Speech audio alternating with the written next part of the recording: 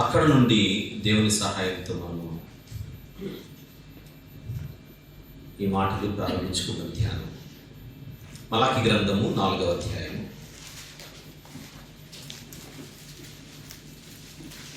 మలాకి గ్రంథము 4వ అధ్యాయం 5-6 వచనాలు ఒకసారి చూద్దాం. యెహోవా నియమించిన భయంకరమైన ఆ మహాదినము రాకమునకు నేను ప్రవక్తయగు ఏలియాను మీ వద్దకు పంపుదును. నేను వచ్చి దేశమును శపించకుండానట్లు అతడు తండ్రుల హృదయములను పిల్లల తట్టును, పిల్లల హృదయములను తండ్రుల తట్టును తిప్పును. చిన్న ప్రార్థన చేసుకుందాం. మహాగణుడైనటువంటి మా ప్రియ పరలోకపు తండ్రి, జీవం గల నాయన, పరిశుద్ధుడైనటువంటి గొప్ప దేవ, మీ ప్రియకుమారుడు మా ప్రభు ప్రియ రక్షకుడు యేసుక్రీస్తు ప్రభు వారి అతి శ్రేష్టమైన నామంలో శిలువపై మా అందరి నిమిత్తం ఆయన చెందించిన అమూల్యమైన రక్తంను ఆశ్రయించి మేమందరం కలిసి మీ వైపు చూస్తూ వస్తున్నాం. ఏ మాటలైతే ఈ దినాన్ని మేము ధ్యానించబోతున్నామో అవన్నీ మా అందరి ధ్యానములో, మా వెనికిడిలో మాకెంతో దీవెనకరముగా ఉండేలాగా సహాయం చేయమని మిమ్మల్ని స్తుతిస్తూ, మహిమపరుస్తూ, ఘనపరుస్తూ, మీ ఆత్మ సహాయం అర్థిస్తూ యేసు ప్రభు వారి పవిత్రమైన నామములోనే ప్రార్థనా మనములు మీకే సమర్పించి వేడుకొనుచున్నాము తండ్రి. ప్రియులారా, మనందరి చేతిలో ఉన్నటువంటి బైబిల్ 2 నిబంధనలు కలిగినటువంటి పుస్తకంలో కనబడుతుంది. ఒకటి పాత నిబంధన, మరొకటి క్రొత్త నిబంధన. పాత నిబంధనలో చివరి పుస్తకం మలాకి గ్రంథం. ఆ మలాకి గ్రంథానికి 4వ అధ్యాయము చివరి అధ్యాయం. అందులో 5-6 వచనములు చివరి వచనాలు. ఈ 2 వచనాలు ఈ పుస్తకానికి మాత్రమే కాదు, పాత నిబంధన అనే విభాగానికే ఇవి ముగింపు మాటలు. పాత నిబంధన అనే ప్రస్తావన ఇక్కడ వచ్చింది కనుక పాత నిబంధనలోని పుస్తకాలు ముందుగా పంచకాండాలు, తర్వాత చరిత్ర పుస్తకాలు, అంటే యెహోషువ గ్రంథం నుండి ఎస్తేరు గ్రంథం వరకు, తర్వాత కావ్య గ్రంథాలు, యోగు గ్రంథం నుండి పరమగీతాల వరకు, తర్వాత ప్రవక్తల పుస్తకాలు. ఈ రీతిగా అవి వర్గీకరించబడి, పొందుపరచబడి మన ముందుకు వచ్చాయి. దీనిని ఒక క్రమము అని అంటారు. ఏ క్రమంలో పాత నిబంధన పుస్తకాలు మనకు ఇవ్వబడ్డాయి అని అడిగితే, ముందుగా పంచకాండాలు, అవంతా ఒక సెట్. తర్వాత చరిత్ర పుస్తకాలు, హిస్టరీని తెలిపే పుస్తకాలు, తర్వాత జ్ఞాన గ్రంథాలు లేదా కావ్య గ్రంథాలు, తర్వాత ప్రవక్తల గ్రంథాలు. ఈ పేరు నేను మళ్ళీ రెండోసారి ఎందుకు రిపీట్ చేశానంటే, ఈ వర్గీకరణలో మనకు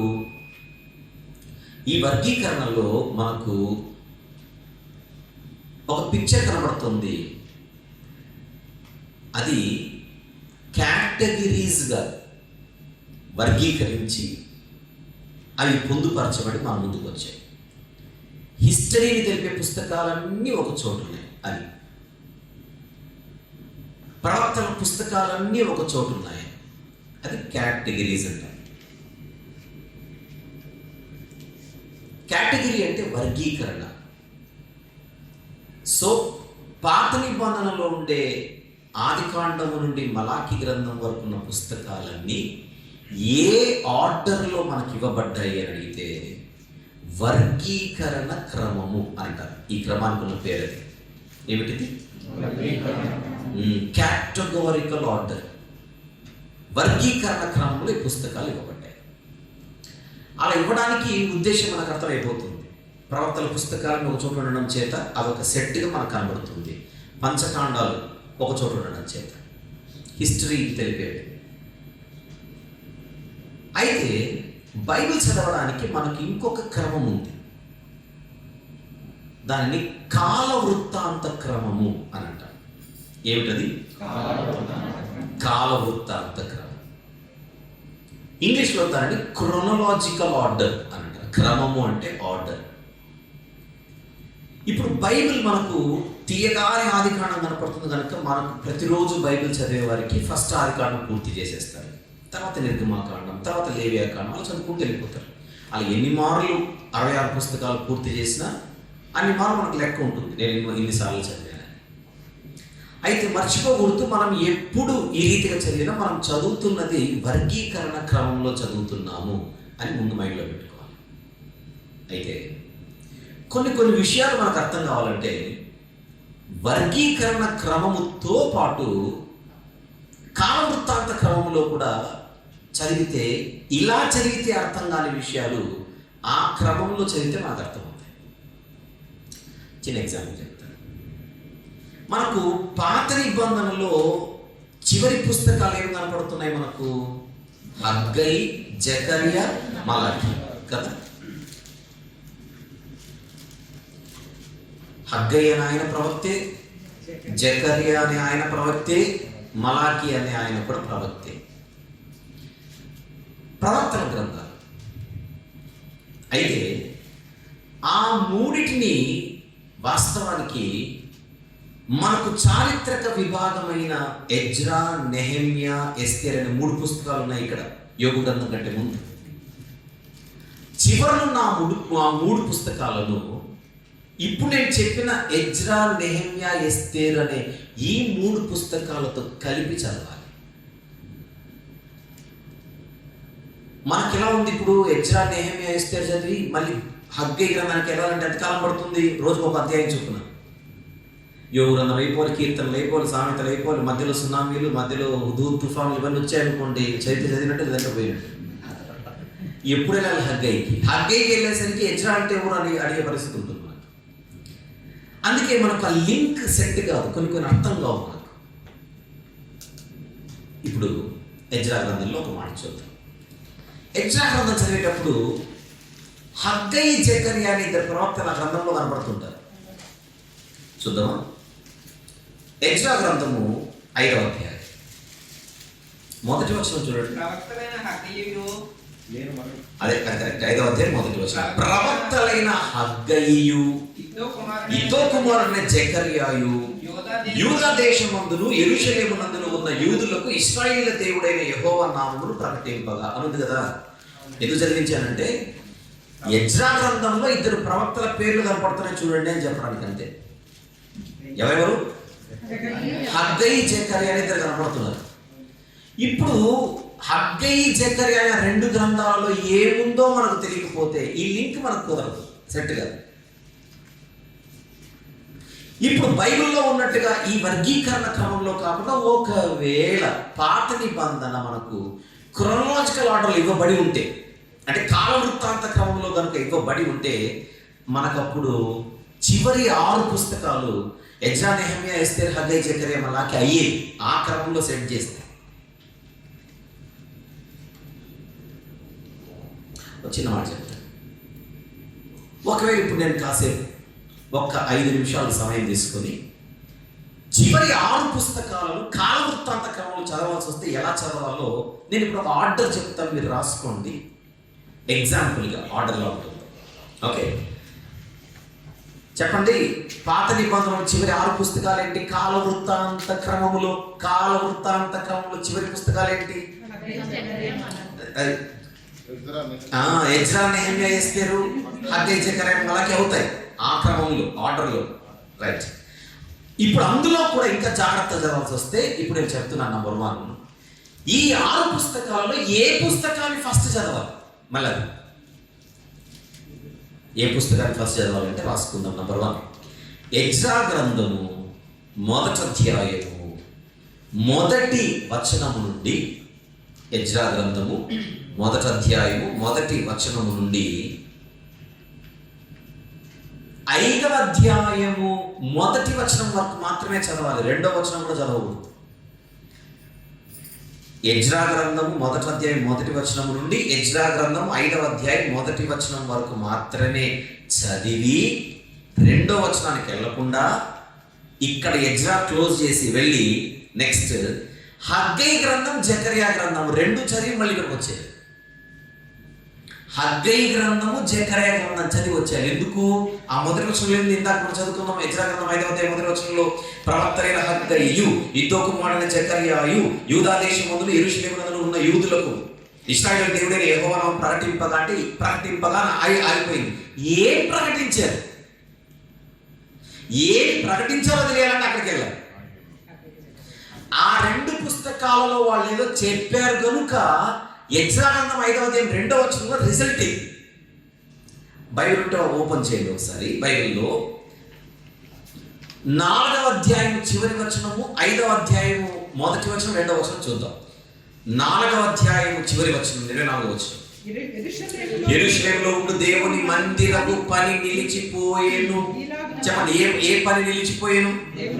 వెరీ గుడ్. ఈలావన పారసీక దేశపు రాజైన దర్యావేషు ఏలుబడి యందు 2వ సంవత్సరం వరకు ఆ పని నిలిచిపోయేను. అంటే జరగాల్సిన మందిర పని ఆగిపోయిందని ఇక్కడ ఉందా? ఎప్పుడైతే మందిర పని ఆగిపోయిందో అప్పుడు ప్రవక్తలు ఎంటర్ అయ్యారు. అది మొదటి వచనం చూడండి. ప్రవక్తలైన హగ్గయియు, ఇద్దో కుమారుడైన జకర్యాయు యూదా దేశమందున యెరూషలేమునందు ఉన్న యూదులకు ఇశ్రాయేలు దేవుడైన యెహోవా నామం ప్రకటింపగా రిజల్ట్ ఏంటి? కింద 2వ వచనం. షయల్తీయేలు కుమారుడైన జెరుబ్బాబెలును యోజాదాకు కుమారుడైన యేషూవయును లేచి యెరూషలేములో నుండి దేవుని మందిరమును కట్టన ఆరంభించిరి. మరి దేవుని యొక్క ప్రవక్తలు వారితో కూడా సహాయం చేసి వచ్చారు. అంటే పైనేమో 4వ అధ్యాయం చివరి వచనంలో మందిర పని ఆగిపోయిందని చెప్పాడు కదా. ఆగిపోయిన వెంటనే ప్రవక్తలు వచ్చారు. ప్రవక్తలు వచ్చి ఏదో ప్రకటిస్తే అప్పుడు మళ్ళీ స్టార్ట్ చేశారు. అంటే ఆగిపోయిన పని తిరిగి స్టార్ట్ అవ్వడానికి ఇద్దరు ప్రవక్తలు ఏదో చేశారు అనమాట. ఏం చేశారో తెలియడానికి అక్కడికైతే ఎగ్జాంపుల్గా హగ్గై గ్రంథం 1వ అధ్యాయం. హగ్గై గ్రంథం 1వ అధ్యాయము తర్వాత మీరు మొదటి 11 వచనం తర్వాత చదవండి. అయితే 2వ వచనానికి వెళ్ళిపోదాం. సమయం ఇంకా రాలేదు, యెహోవా మందిరమును కట్టించిన సమయం ఇంకా రాలేదని జనులు చెప్పుచున్నారే. అందుకు యెహోవాకు ప్రత్యక్షమై ప్రవక్త హగ్గై ద్వారా సెలవిచ్చినదేమనగా, ఈ మందిరము పాడై ఉండగా మీరు సరంబీ మీద నీళ్లు నివసించే సమయం అని లెఫ్ట్ అండ్ రైట్ ప్రవక్తలు నిలబెట్టి ఇచ్చేస్తారు క్లాస్. ఆ దెబ్బకి అందరూ సెట్ అయిపోతారు. సో అంత జరిగింది ప్రాసెస్. అప్పుడు వచ్చి వీళ్ళు మందిరాన్ని తిరిగి కట్ట ఆరంభించింది. రైట్? ఇప్పుడు ఆర్డర్లో మీరు ఏమేమి రాశారు? 2 రాసింటారు. ఎజ్రా గ్రంథం 1వ అధ్యాయం 1వ వచనం నుంచి 5వ అధ్యాయం 1వ వచనం వరకు చదివి ఆగి హగ్గై, జకర్యా అనే 2 గ్రంథాలు చదివి మళ్ళీ వెనక్కి వచ్చి ఇప్పుడు ఎక్కడ ఆపేశారో అక్కడి నుంచి కంటిన్యూ చేయాలి. 5వ అధ్యాయం ఎజ్రా గ్రంథం 2వ వచనము నుండి 6వ అధ్యాయం 22వ వచనం వరకు మాత్రమే చదవాలి. 6వ అధ్యాయము 22వ వచనము వరకు మాత్రమే చదవాలి. 6వ అధ్యాయం అయిపోయిన తర్వాత ఎజ్రా గ్రంథంలో నెక్స్ట్ ఏ అధ్యాయం వచ్చింది? ఎజ్రా గ్రంథంలో 6వ అధ్యాయం తర్వాత ఏ అధ్యాయం వచ్చింది? 7వ అధ్యాయం వచ్చింది. కానీ 7వ అధ్యాయం చదవకూడదు. రైట్? 6:22 వరకు అయిపోయిన తర్వాత ఎక్స్క్యూజ్ మీ వెళ్ళి ఎస్తేరు గ్రంథం మొత్తం చదివి రావాలి. అంటే ఎజ్రా గ్రంథం 7వ అధ్యాయం కంటే ముందు 6వ అధ్యాయానికి 7వ అధ్యాయానికి మధ్యలో ఒక టైం ఉంది. ఆ టైంలో బైబిల్లో ఏం జరిగిందంటే ఎస్తేరు గ్రంథంలో మొత్తం ఏముంది అదంతా జరిగింది. ఇప్పుడు ఏం చెప్తున్నాను నేను? కాల వృత్తాంత క్రమంలో చదివితే పిక్చర్ ఎలా ఉంటుందో చెబుతున్నాను. హిస్టరీ ఈరోజు మన హిస్టరీ క్లాస్ ఏ రోజు. రైట్?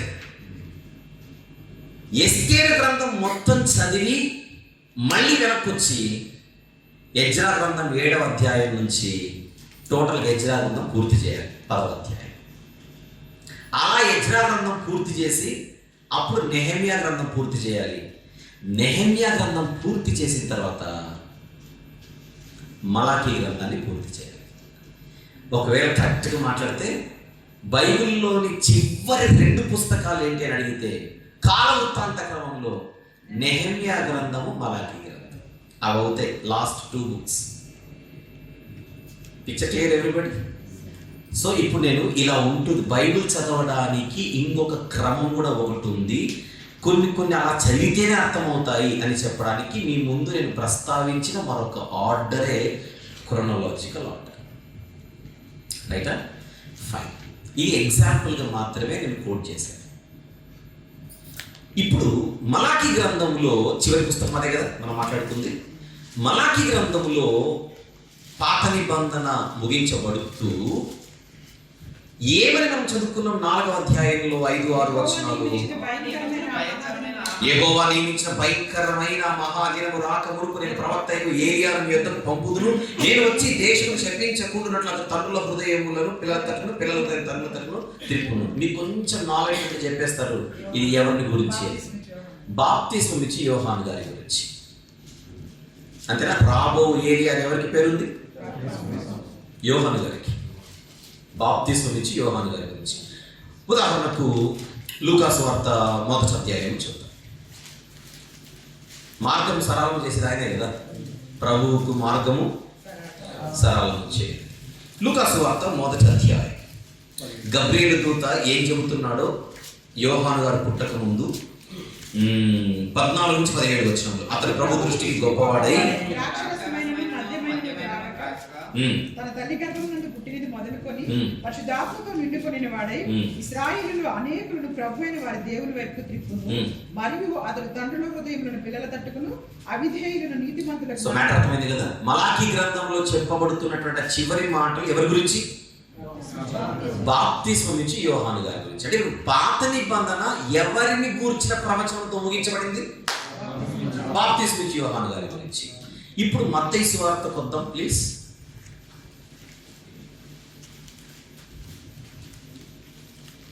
తెలుసు కదా 3వ అధ్యాయంలో మనకు బాప్తిస్మం ఇచ్చి యోహాను గారి గురించి కనబడుతుంది. ప్రారంభ వచనం మాత్రం యోహాను వచ్చి పరలోక రాజ్యం సమీపించి ఉన్నది, మారు మనసు పొందుడని యూదయ అరణ్యములలో ప్రకటించుచుండెను. రైట్.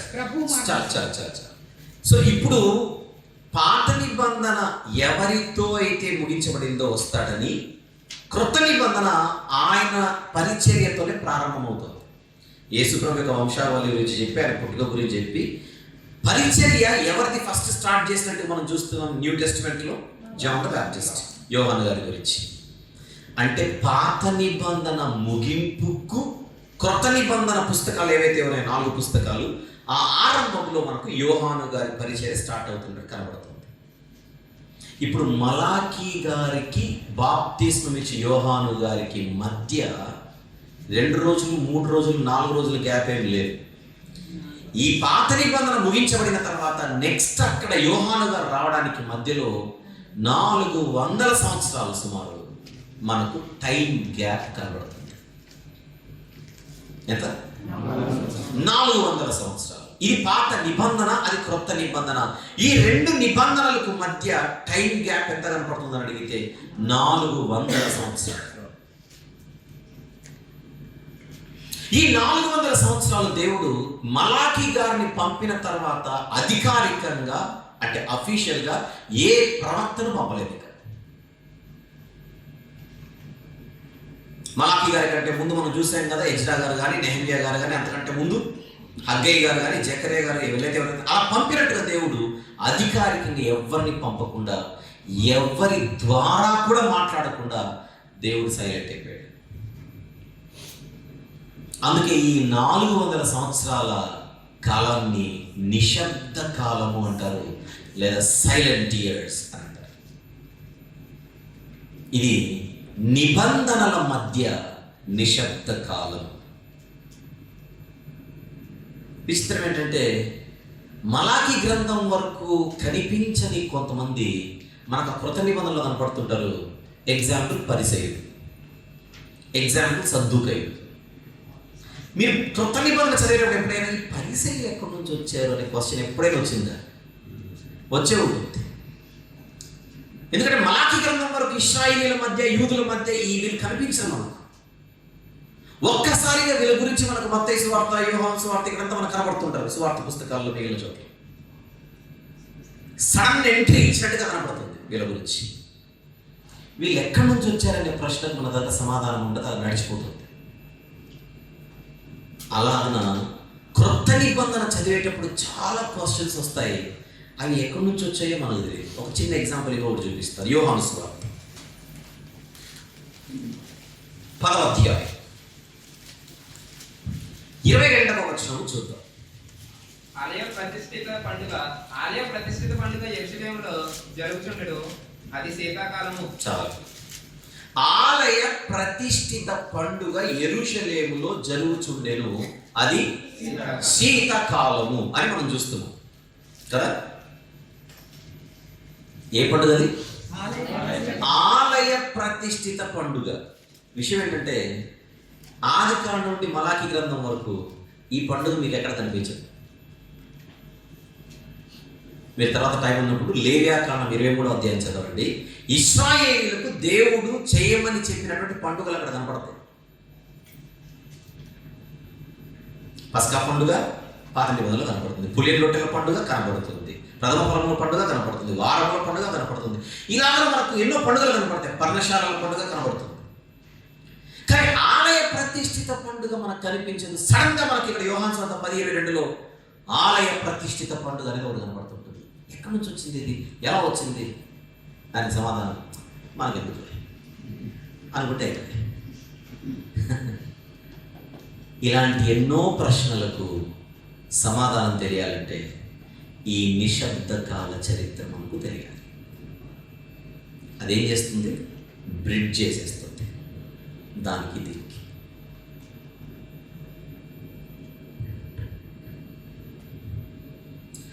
అందుకొరకు మనకున్న సమయంలో ఈ చరిత్రను ఎంత వీలైతే అంత షార్ట్ ఫార్మాట్లో మీకు ఇవ్వడానికి ప్రయత్నం చేస్తాను.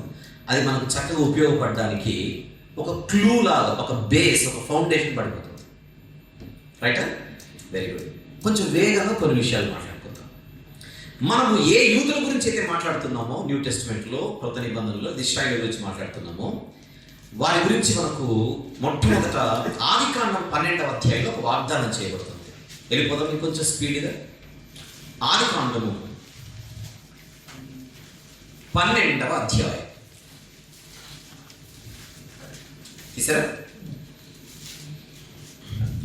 2వ వచనం చూద్దాం. నిన్ను గొప్ప జనముగా చేసి. ఎవరితో మాట్లాడుతున్నట్టు అది? అబ్రహాము గారితో.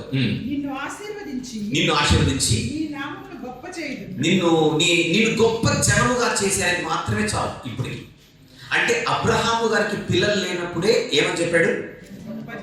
రైట్. 7వ వచనం చూద్దాం నేరుగా. 7వ వచనం. యెహోవా అబ్రహామునకు ప్రత్యక్షమై నీ సంతానములకు ఈ దేశం ఇచ్చేదను అని చెబుతున్నాడు. అబ్రహాము గారు ఏ దేశంలో అయితే అడుగు పెట్టాడో ఆ దేశాన్ని సంతానానికి ఇస్తానన్నాడు.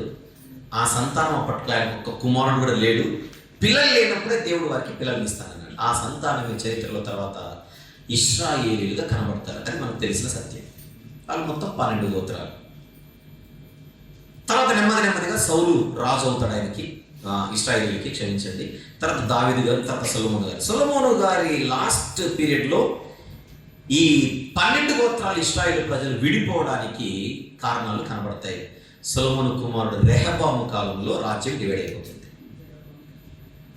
10 గోత్రాలు ఒక చోట, యూదులు బెన్యామీనులు కలిపి యూదా గోత్రముగా, యూదుల రాజ్యముగా ఒక కింగ్డమ్గా ఏర్పడుతుంది. దక్షిణ రాజ్యము, ఉత్తర రాజ్యం అని 2 రాజ్యాలు.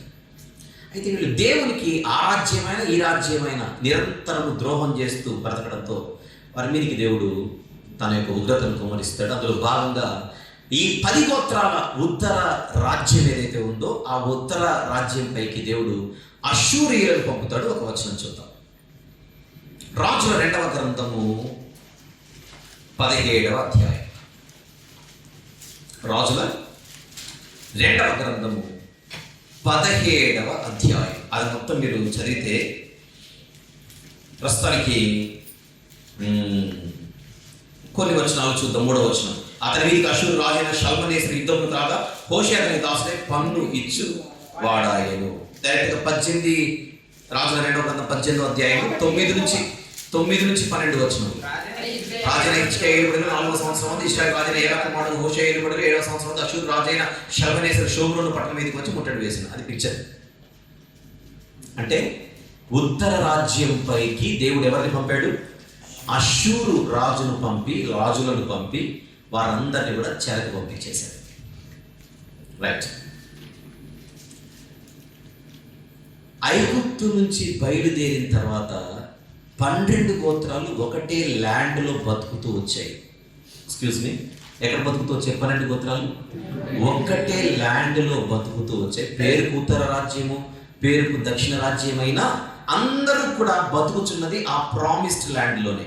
ఏది దేవుడు వాగ్దానం చేసిన ఆ దేశంలోనే నివసించేవారు. అందరూ ఒకే ల్యాండ్లో బతుకుతూ అందరూ ఒకే భాషను మాట్లాడేవారు. ఏ భాష అది? హీబ్రూ భాష. ఇశ్రాయేలు కనుక హెబ్రియులు అని పేరు. రైట్. అయితే అష్షూరీయులు దాడి చేసినప్పుడు మొట్టమొదటిసారిగా వాళ్ళ పరిస్థితి ఎలాగైపోయిందంటే 10 గోత్రాల వారిది. దొరికినోడు చెరలోకి వెళ్ళాడు. ప్రాణం మీదకి వచ్చినప్పుడు ఎవడో తప్పించుకుంటాడు కదా. ఆ తప్పించుకున్న వాళ్ళు ఎక్కడికి వెళ్ళారు అని అడిగితే ఏ దిక్కున అనుకూలం ఉంటే ఆ దిక్కుకి వెళ్ళిపోయారు. అంటే చెదిరిపోయారు. హిస్టరీలో ఫస్ట్ టైం ఐగుప్తు నుంచి వచ్చి కానాన్ దేశంలోకి వచ్చిన తర్వాత వీళ్ళు చెదిరిపోయారు. అది గుర్తుపెట్టుకోండి లాస్ట్ వరకు. చెదిరిపోయారు. ఆ అటాక్ ఎలా ఉందంటే, ఒక నీళ్లు ఉన్నటువంటి తొట్టి, అందులో మనం పెద్ద రాయి తీసుకొని వేసాం, నీళ్ళు ఏమవుతాయి? దిక్కున్న చోటు చెదిరిపోతాయి. అంతేనా? వీళ్ళ పరిస్థితి అదే. ఇక్కడ ఏం జరిగింది అని అడిగితే, అష్షూరు అటాక్లో ఒకటే చోట బతికిన వీళ్ళు నలుదిక్కుల చెదిరిపోయారు. అందులో కొంతమంది చెరలోకి వెళ్ళిపోయారు. మిగిలిన వాళ్ళు ప్రాణాలు అరచేతిలో పెట్టుకొని పడమరకి వెళ్ళిన వాళ్ళు పడమర, ఉత్తరానికి వెళ్ళి ఉత్తర, దక్షిణానికి వెళ్ళి చెదిరిపోయారు. ఇది పిక్చర్ గుర్తుపెట్టుకోండి. ఈ అష్షూరు చెరలోకి వెళ్ళింది క్రీస్తు పూర్వం 722 నుంచి 721. ఇది గుర్తున్నా లేకపోయినా నేను చెప్పాను, ఆ రాసుకునేప్పటికైనా గుర్తుంటుంది. క్రీస్తు పూర్వం 722 నుంచి 721. రైట్. ఇప్పుడు దక్షిణ ఏ రాజ్యం ఉంది? యూదుల రాజ్యం ఉంది. వాళ్ళ దగ్గరికి అష్షూరీయులు రాలేదు. వచ్చినా కూడా పెద్ద వర్కౌట్ అవ్వలేదు. దేవుడు వారిని అష్షూరీయులకు అప్పగించారు. అయితే ఒకవైపు ఏమో వీళ్ళు వెళ్ళిపోయారు. ఎవరు? అష్షూరు చెరలోనికి వీళ్ళందరూ వెళ్ళిపోయారు. వెళ్ళిపోయిన తర్వాత కొంతమంది మాత్రము ఉండిపోయారు. అంటే వాళ్ళు పట్టుకోకుండా వదిలేసేటటువంటి కొంతమందిని అలా ఉండిపోయిన వాళ్ళు ఉన్నారు. ఎందుకున్నారంటే అందరినీ తీసుకొని వెళ్ళిపోతే ల్యాండ్ పాడవదు. కొంతమంది ఉంచారు, తీసుకొని వెళ్ళిపోయారు. తర్వాత వీళ్ళు అష్షూరీయులు వేరే జనాంగాలను తీసుకొని వచ్చి అక్కడ పెట్టారు. ఇప్పుడు ఈ ల్యాండ్లో నార్థరన్ కింగ్డమ్ ఉండేటువంటి ఉత్తర రాజ్య భూభాగంలో ఇశ్రాయేలీలతో పాటు అన్యజనులు కూడా వచ్చేసారు. నెమ్మదిగా వీళ్ళకు వాళ్ళకు బంధాలు ఏర్పడ్డాయి. బంధాలు ఏర్పడడం మీద వివాహ బంధాలు కూడా ఏర్పడ్డాయి. వివాహ బంధాలు వేసరికి పిల్లలు పుట్టారు. ఆ పిల్లలు ప్యూర్ ఇశ్రాయేలీలు కాదు, సమరయులుగా మారిపోయారు. ఎవరు వాళ్ళు? సమరయులు.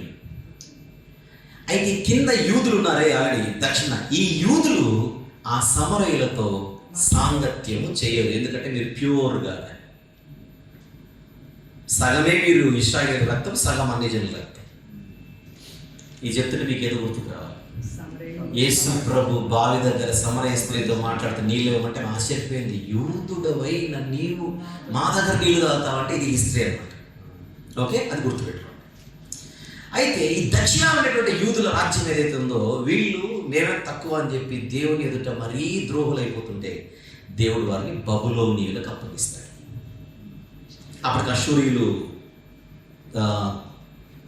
కూలిపోయి శక్తిహీనులైపోయి అష్షూరు సామ్రాజ్యం పతనమైపోయి ఏ రాజ్యం వచ్చేసి ఉంటుంది అప్పటికి? బబులోను సామ్రాజ్యం. క్రీస్తు పూర్వము 586లో బబులోను చెరలోనికి యూదులు వెళ్ళిపోతారు.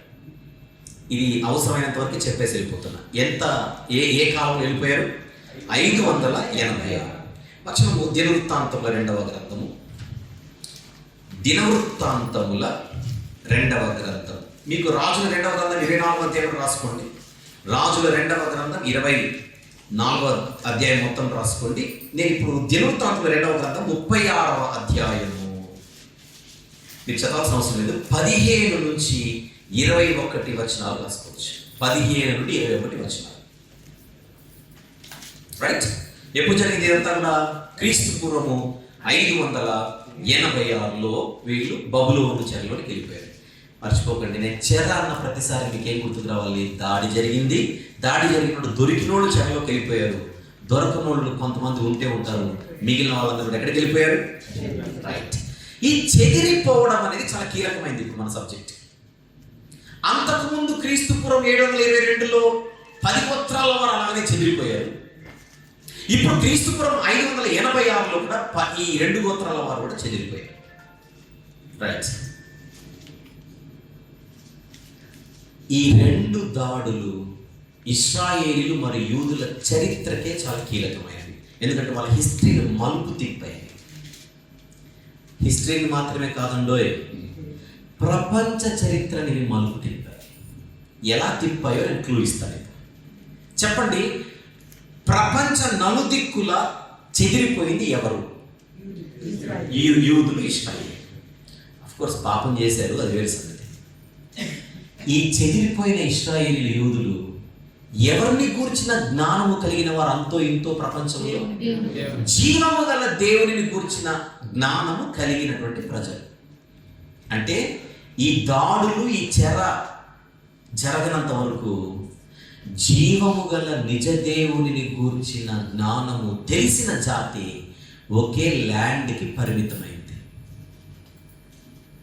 సీనాయి పర్వతం దగ్గర వాక్యాన్ని దేవుడు ఎవరికి ఇచ్చాడు? ఈ జాతికి మాత్రమే ఇచ్చాడు, ఇంకెవరికి ఇవ్వలేదు. అంటే పాత నిబంధనలో ధర్మశాస్త్రం అనే దేవుని వాక్యము కలిగిన జాతి ఒకే జాతి, అది వీరు ఒకే ప్రాంతానికి, నంబర్ 1, ఒకే భాషతో ఒకటే చోట ఉండినటువంటి హిస్టరీ వీళ్ళకంతవరకు. ఇప్పుడు వాక్యము కలిగిన ఇశ్రాయేలీలు ఒకే ల్యాండ్కి పరిమితం అవడం అంటే దేవుని వాక్యం ఒకే ల్యాండ్కి పరిమితమైంది ఈ దాడులు జరిగేంత వరకు. నెక్స్ట్, ఒకే భాషకు పరిమితమైంది. వీళ్ళకి ఈ భాష తప్ప ఇంకొకటి రాదు, ఈ ల్యాండ్ తప్ప ఇంకొకటి లేదు. కొన్ని సందర్భాల్లో చెడు జరిగిన అందులో మంచి జరుగుతుంటుంది. వీళ్ళ మీద దాడి జరిగింది, ప్రపంచానికి ఆశీర్వాదమైంది. ఎలా? ఈ చెదిరిపోయిన వాళ్ళు ఉన్నారే, ఇప్పుడు అందరూ పాపులు కాదు కదా, అందరూ భక్తిహీనులు కాదు కదా. టోటల్గా దేవుడు దేశంపై ఉగ్రత కుమ్మరించినప్పుడు వాక్యము కలిగిన వారు కూడా మొత్తం చెదిరిపోయారు. ఎంత చెడ్డోళ్ళైనా కొంచెం అంత ఇంత దేవుని వాక్యం ఉంటుంది కదా, వాళ్ళు కూడా వెళ్ళిపోయారు. బిక్కుమంటూ ఎక్కడెక్కడ ఎవరికి చోటు దొరికితే అక్కడ తలదాచుకోవడం మొదలుపెట్టారు. అలా చెదిరిపోయిన వాళ్ళు మళ్ళీ తిరిగి రాలి సెటిల్ అయిపోయారు. ఇంకా అక్కడే ఉండి అక్కడే సెటిల్ అయిపోయారు.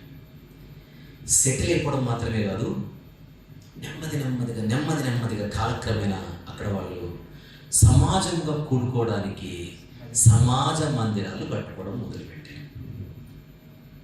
ప్రపంచంలో జరిగిన మార్పు ఇది. Right, very good. అయితే ఈ చెరలోకి వెళ్ళిపోయిన తర్వాత ఇప్పుడు ఇశ్రాయేలీల చరిత్రలో చోటు చేసుకుంటున్న కొత్త విషయాలు ఏంటంటే, వీళ్ళకి ఒరిజినల్ భాష హీబ్రూ కదా. అయితే అక్కడికి వెళ్ళిన తర్వాత అక్కడ లోకల్ లాంగ్వేజ్ నేర్చుకోవడం మొదలుపెట్టారు. ముఖ్యంగా బబులోను చెర, అషూరు చెరలోకి వెళ్ళిపోయిన తర్వాత అక్కడ లోకల్ భాష అరాము భాష. ఏ భాష? అరాము భాష. మీ అందరూ తెలుసు, నెబుకద్నెజరు బబులోను రాజు చక్రవర్తి, బబులోను రాజ్యానికి ఆయన కల వస్తుంది, స్వప్నం. దానియేలు గారు వివరిస్తారు. చెరలో దానియేలు గారు వెళ్ళారు, మర్చిపోకండి. ఏహెచ్కేల్ గారు వెళ్ళారు, షద్రక్ మేషక్ అబేద్నెగో వెళ్తే మంచి వాళ్ళే, పాపం చేసి వెళ్ళిపోయిన వాళ్ళు కాదు. అదే పనిగా దేవుడే వాళ్ళని పంపించాడు. రైట్. అయితే 586లో వీళ్ళు చెరలోకి వెళ్ళిపోయిన తర్వాత నెమ్మదిగా బబులోనీయులు బలహీనం అవ్వడం స్టార్ట్ అయింది. నెబుకద్నెజర్కి వచ్చింది అదే. పైన బంగారం, తర్వాత నెక్స్ట్ వెండి రావాలి కదా, అది వీక్ అవ్వడం మొదలుపెట్టింది.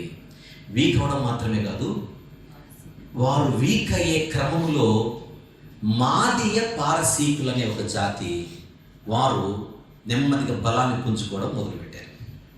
మాదీయులు, పారసీకులు. మరి మీ దగ్గర ఏ బైబిల్ ఉందో నాకు తెలియదు, కానీ మీ దగ్గర బైబిల్ ఉంటే ఈ అబ్రహాము ప్రయాణము చేసిన ప్రదేశములని నాకు పాత బైబిల్, ఓల్డ్ ఈజ్ గోల్డ్ అని నేను వాడతాను. ఈ మ్యాప్ ఎవరి దగ్గర ఉందే? అబ్రహాము ప్రయాణము చేసిన ప్రదేశములనే మ్యాప్ ఒకటి ఏమైనా ఉందా? ఉన్నోళ్ళు ధన్యులు, లేనోళ్ళు చూపించారు. రైట్.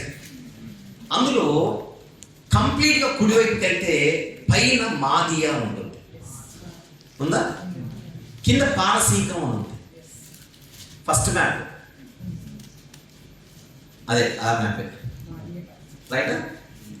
అడ్డం అడ్డం తిప్పితే కనపడుతుంది. రైట్ సైడ్ కంప్లీట్గా పైన మాదియా ఉంది, కింద పారసీకం ఉంది. Right, very good. ఈ మాదీయ పారసీకము ఇప్పుడు మీకు లెఫ్ట్లో బాబెలు ఉంది చూడండి, మధ్యలో ఒకటి బాబెలు ఉంది కదా, అది బబులోను, అది మొత్తం ల్యాండ్ అది. రైట్, పైన అషూరు అని ఉంది, కనబడుతుంది కదా ఎంత కూడా.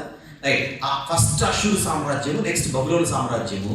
అషూరు సామ్రాజ్యము పతనమైన తర్వాత బబులోను సామ్రాజ్యం వచ్చింది. బబులోను సామ్రాజ్యం అయిన తర్వాత మాదీయ పారసీకులు ఇద్దరు కూడా బలపడుతున్న నేపథ్యంలో ఈ కిందున్న పారసీకులు ఏం చేశారంటే పైనున్న మాదీయులను ఓడించి, మీరు ఒంటరి ఉంటారు, మా చెప్పు చేతుల్లో ఉండి మాతో పాటు కలిసి మీరు ఉండండి, అప్పుడు మీకు అంతో ఎంతో ఉంటుంది భవిష్యత్ అని ఆ మాదీయులను వీరు జయించి, పారసీకులు మాదీయులను జయించి కలుపుకొని మాదీయ పారసీక జనాంగంగా మనం ముందుకెళ్దామని ముందుకెళ్తారు.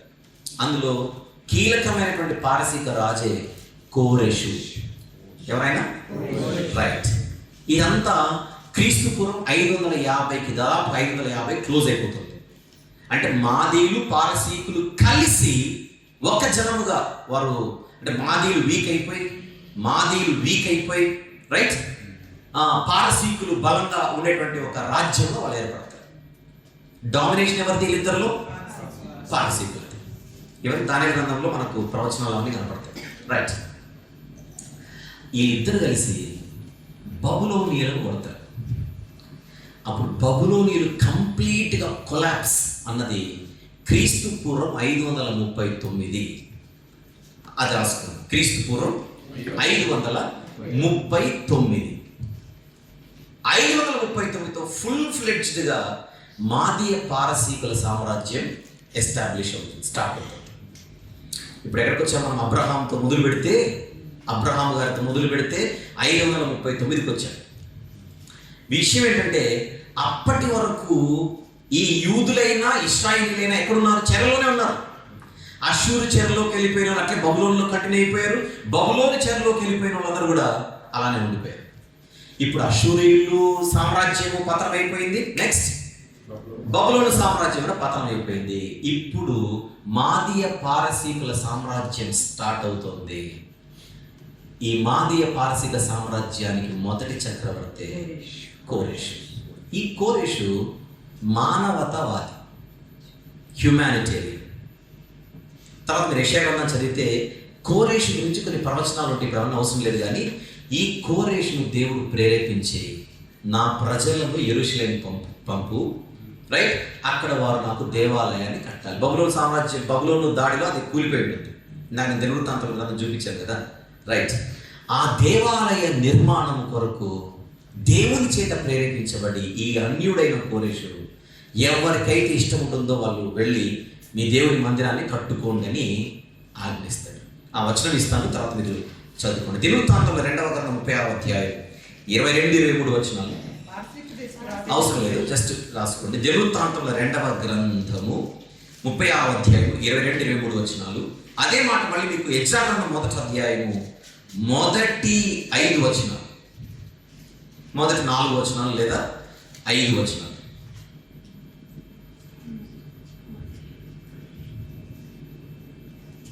రైటా? తెలుగు అలా ఎవరెవరైతే ప్రేరేపించబడ్డారో వాళ్ళందరూ వస్తారు.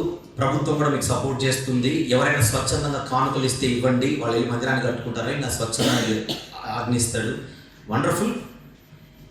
ఎప్పుడో కొన్ని వందల సంవత్సరాల కింద చెరలోకి వెళ్ళిపోయిన వాళ్ళు, అంటే ఇశ్రాయేలు గురించి మాట్లాడుతున్నా, ఆ మధ్య కాలంలో చెరలోకి వెళ్ళిపోయినటువంటి యూదులు అందరూ కలిసి ఒక్కొక్క గోత్రం నుంచి కొంతమంది అందరూ కాదు, సెటిల్ అయిపోయిన వాళ్ళు ఇంకా రావాలనుకోలేదు, మరి సెటిల్ అయిపోయారు అంతే. అయితే వెళ్ళాలనేటువంటి ఆలోచన కలిగిన వారు అన్ని గోత్రాల నుంచి కొంతమంది బయలుదేరి ఎక్కడికి తిరిగి యెరూషలేముకు రావడానికి వాళ్ళు సిద్ధపడి బయలుదేరారు. Is everything okay? ఏమ్మా సిస్టర్? ఏసీ కావాలా? Okay, right, fine. వాళ్ళు వచ్చేటప్పుడు తిరిగి వచ్చినటువంటి బబులోను నుండి తిరిగి రావడం అనేది అందరూ ఒకటేసారి రాకుండా 3 బృందాలుగా 3 వేరువేరు కాలాల్లో వీళ్ళు బయలుదేరొస్తారు. చెప్పండి, బబులోను చెర నుంచి తిరిగి ఇశ్రాయేలు లేదా యూదులు ఎలా వచ్చారని అడిగితే 3 దఫాలుగా వస్తారు. అందరూ ఒకటేసారి రాదు. అందులో group number 1, group number 2, group number 3. అయితే అంతవరకు ఇశ్రాయేలీలు అంటే 10 గోత్రాలు, యూదులు అంటే 2 గోత్రాలుగా పిలువబడిన వీరు బబులోను చెర నుంచి తిరిగి వచ్చేటప్పుడు మాత్రం అందరూ కామన్గా ఒకటే పేరుతో బయలుదేరి వచ్చారు. అయితే ఇశ్రాయేలీలు లేదా యూదులు వచ్చారు, ఇశ్రాయేలీలుగానే వచ్చారు. నెమ్మదిగా చెర నుంచి తిరిగి వచ్చిన తర్వాత వారు యూదులుగా కూడా పిలువబడ్డారు. ఇక మీదట బబులోను చెర నుంచి తిరిగి వచ్చిన తర్వాత యూదులు అంటే 2 గోత్రాలు కాదు, టోటల్ 12 గోత్రాలలో కొంతమంది పేరు మాత్రం ఇప్పుడు ఏమైంది, రైట్. అందుకే బైబిల్ చదివేటప్పుడు చెరలోనికి వెళ్ళక ముందు యూదులు అంటే దక్షిణ రాజ్యం, చెరలోనికి వెళ్ళక ముందు ఇశ్రాయేలీలు అంటే రెహబాము నుంచి మాట్లాడుతున్నా, చెరలోనికి వెళ్ళక ముందు ఇశ్రాయేలీలు అంటే 10 గోత్రాలు. కానీ చెర నుండి తిరిగి వచ్చిన తర్వాత అంటే మనము ఎస్తేరు గ్రంథం చదివేటప్పుడు కానీ, నెహెమ్యా గ్రంథం చదివేటప్పుడు కానీ, మలాకీ గ్రంథం చదివేటప్పుడు కానీ, క్రొత్త నిబంధన పుస్తకాలు చదివేటప్పుడు కానీ యూదులు అనగానే మనకు మైండ్లో ఎంతమంది మనకు స్ట్రైక్ అవ్వాలి, టోటల్ 12 గోత్రాలు. ఒక్కొక్క గోత్రంలో కొంతమంది పేరు. వండర్ఫుల్. అలా మొట్టమొదటి గ్రూప్ క్రీస్తు పూర్వం సుమారు 536లో బయలుదేరి రావడం జరిగింది. క్రీస్తు పూర్వం ఎప్పుడు 536లో. ఈ బృందానికి నాయకత్వం వహించిన లీడరే జెరుబ్బాబెల్. ఎవరు? జెరుబ్బాబెల్. ఈయన మొదటి నాయకుడు. దేనికి వచ్చారు వీళ్ళు? మందిరం కట్టడానికి. వీళ్ళు మందిరం కట్టడానికి వచ్చిన తర్వాత వాళ్ళకి ఎలాంటి సవాళ్ళు ఎదురయ్యాయో అనేది ఇందాక నేను చెప్పాను. యెజ్జాగ్రంథం 1వ అధ్యాయం నుంచి 4వ అధ్యాయం వరకు చదవమని చెప్పాను. వాళ్ళకి ఎలాంటి సవాళ్ళు ఎదురయ్యాయో మీకు కనబడుతుంది. ఆ సవాళ్ళను బట్టి వచ్చిన వాళ్ళు మందిరాన్ని కట్టడం ఆపేస్తారు. అప్పుడు దేవుడు ప్రవక్తలు పంపుతాడు, హగ్గై గారిని, జకర్యా గారిని పంపితే మళ్ళీ తిరిగి మందిరం పూర్తి అయిపోతుంది. రైట్. మందిర నిర్మాణం పూర్తవుతుంది, బాగానే ఉంటుంది. అది క్రీస్తుపురము 520 నుంచి 516 మధ్యలో పూర్తవుతుంది. క్రీస్తుపురం 520 నుంచి 516 మధ్యలో మందిర నిర్మాణం పూర్తవుతుంది. ఎన్ని గ్రూప్స్ వచ్చాయి తిరిగి? రైట్. అయితే మందిర నిర్మాణం అయితే పూర్తయింది, కానీ ప్రాకారం పూర్తయింది. రైట్. ఈలోగా 516 తర్వాత చోటు చేసుకున్న పరిణామాలు నెమ్మదిగా ఎస్తేరు గ్రంథ చరిత్ర స్టార్ట్ అయిపోతుంది. అక్కడ అహష్వేరోషు పరిపాలన అవన్నీ అయిపోయిన తర్వాత రెండవ గ్రూప్ ఏదైతే ఉందో అది ఎజ్రా గారి నాయకత్వంలో వారు బయలుదేరి వస్తారు. క్రీస్తు పూర్వము 458 నుంచి 57 మధ్య. రెండవ గ్రూప్ ఎప్పుడు వచ్చిందో చెబుతున్నాను. క్రీస్తు పూర్వము 458 నుంచి 457 మధ్య కాలంలో రెండవ బృందం బయలుదేరి వస్తుంది. ఈ బృందానికి నాయకుడే ఎజ్రా గారు. తర్వాత మూడో బృందము నెహెమ్యా గారి నాయకత్వంలో రావడం జరుగుతుంది. క్రీస్తుపురం 445 నుంచి 44 మధ్య. ఈ నంబర్స్ రాసుకోండి, ఉపయోగపడతాయి. క్రీస్తుపురం 445 నుంచి 44 మధ్యలో వారు బయలుదేరి వచ్చేస్తారు. ఈ రీతిగా 3 గ్రూప్స్ వచ్చేస్తాయి. ఇప్పుడు విషయం ఏంటంటే ఈ 3 గ్రూపుల వాళ్ళు వస్తూ ఖాళీ చేతులతో రాకుండా అక్కడ సంస్కృతిని తీసుకొని వచ్చారు. నేర్చుకునేటారు కదా, అక్కడ సంస్కృతిని తీసుకొని వచ్చారు. ఇంకా ముఖ్యంగా అక్కడ అలవాట్లు, అక్కడ సంస్కృతిని మోసుకొని రావడమే కాకుండా అక్కడ వాళ్ళు నేర్చుకున్న భాషను తీసుకొని వచ్చారు ఇక్కడికి. అంతకుముందు వాళ్లకు హెబ్రీ భాష తప్ప ఇంకొకటి రాదు. ఇప్పుడు పరిస్థితి ఏమైందంటే హెబ్రీ భాష మరిచిపోయి కొత్త జనరేషన్ పుట్టింటుంది అక్కడ. ఇప్పుడు ఇక్కడ మీరు ఇక్కడ ఎవరైనా పిల్లలు పుట్టారనుకోండి, వీళ్ళకు తెలుగుగా అంటారు. అమెరికాలో పుట్టిన పిల్లలు చూడండి ఎట్లుంటారు, మన వాళ్ళే తెలుగు పిల్లలే, తెలుగురా. అలాగనే అక్కడ పుట్టిన పిల్లలకి వాళ్ళు పెరిగింటారు కదా, వాళ్ళకి హెబ్రూ అంటే హీబ్రూ భాష ఏమాత్రం రాని పరిస్థితుల్లో లోకల్ లాంగ్వేజ్ అరాము భాష మోసుకొని ఇక్కడికి వచ్చారు. చూద్దాం వచ్చిన నెహెమ్యా గ్రంథం 13వ అధ్యాయం. నెహెమ్యా గ్రంథము 13వ అధ్యాయం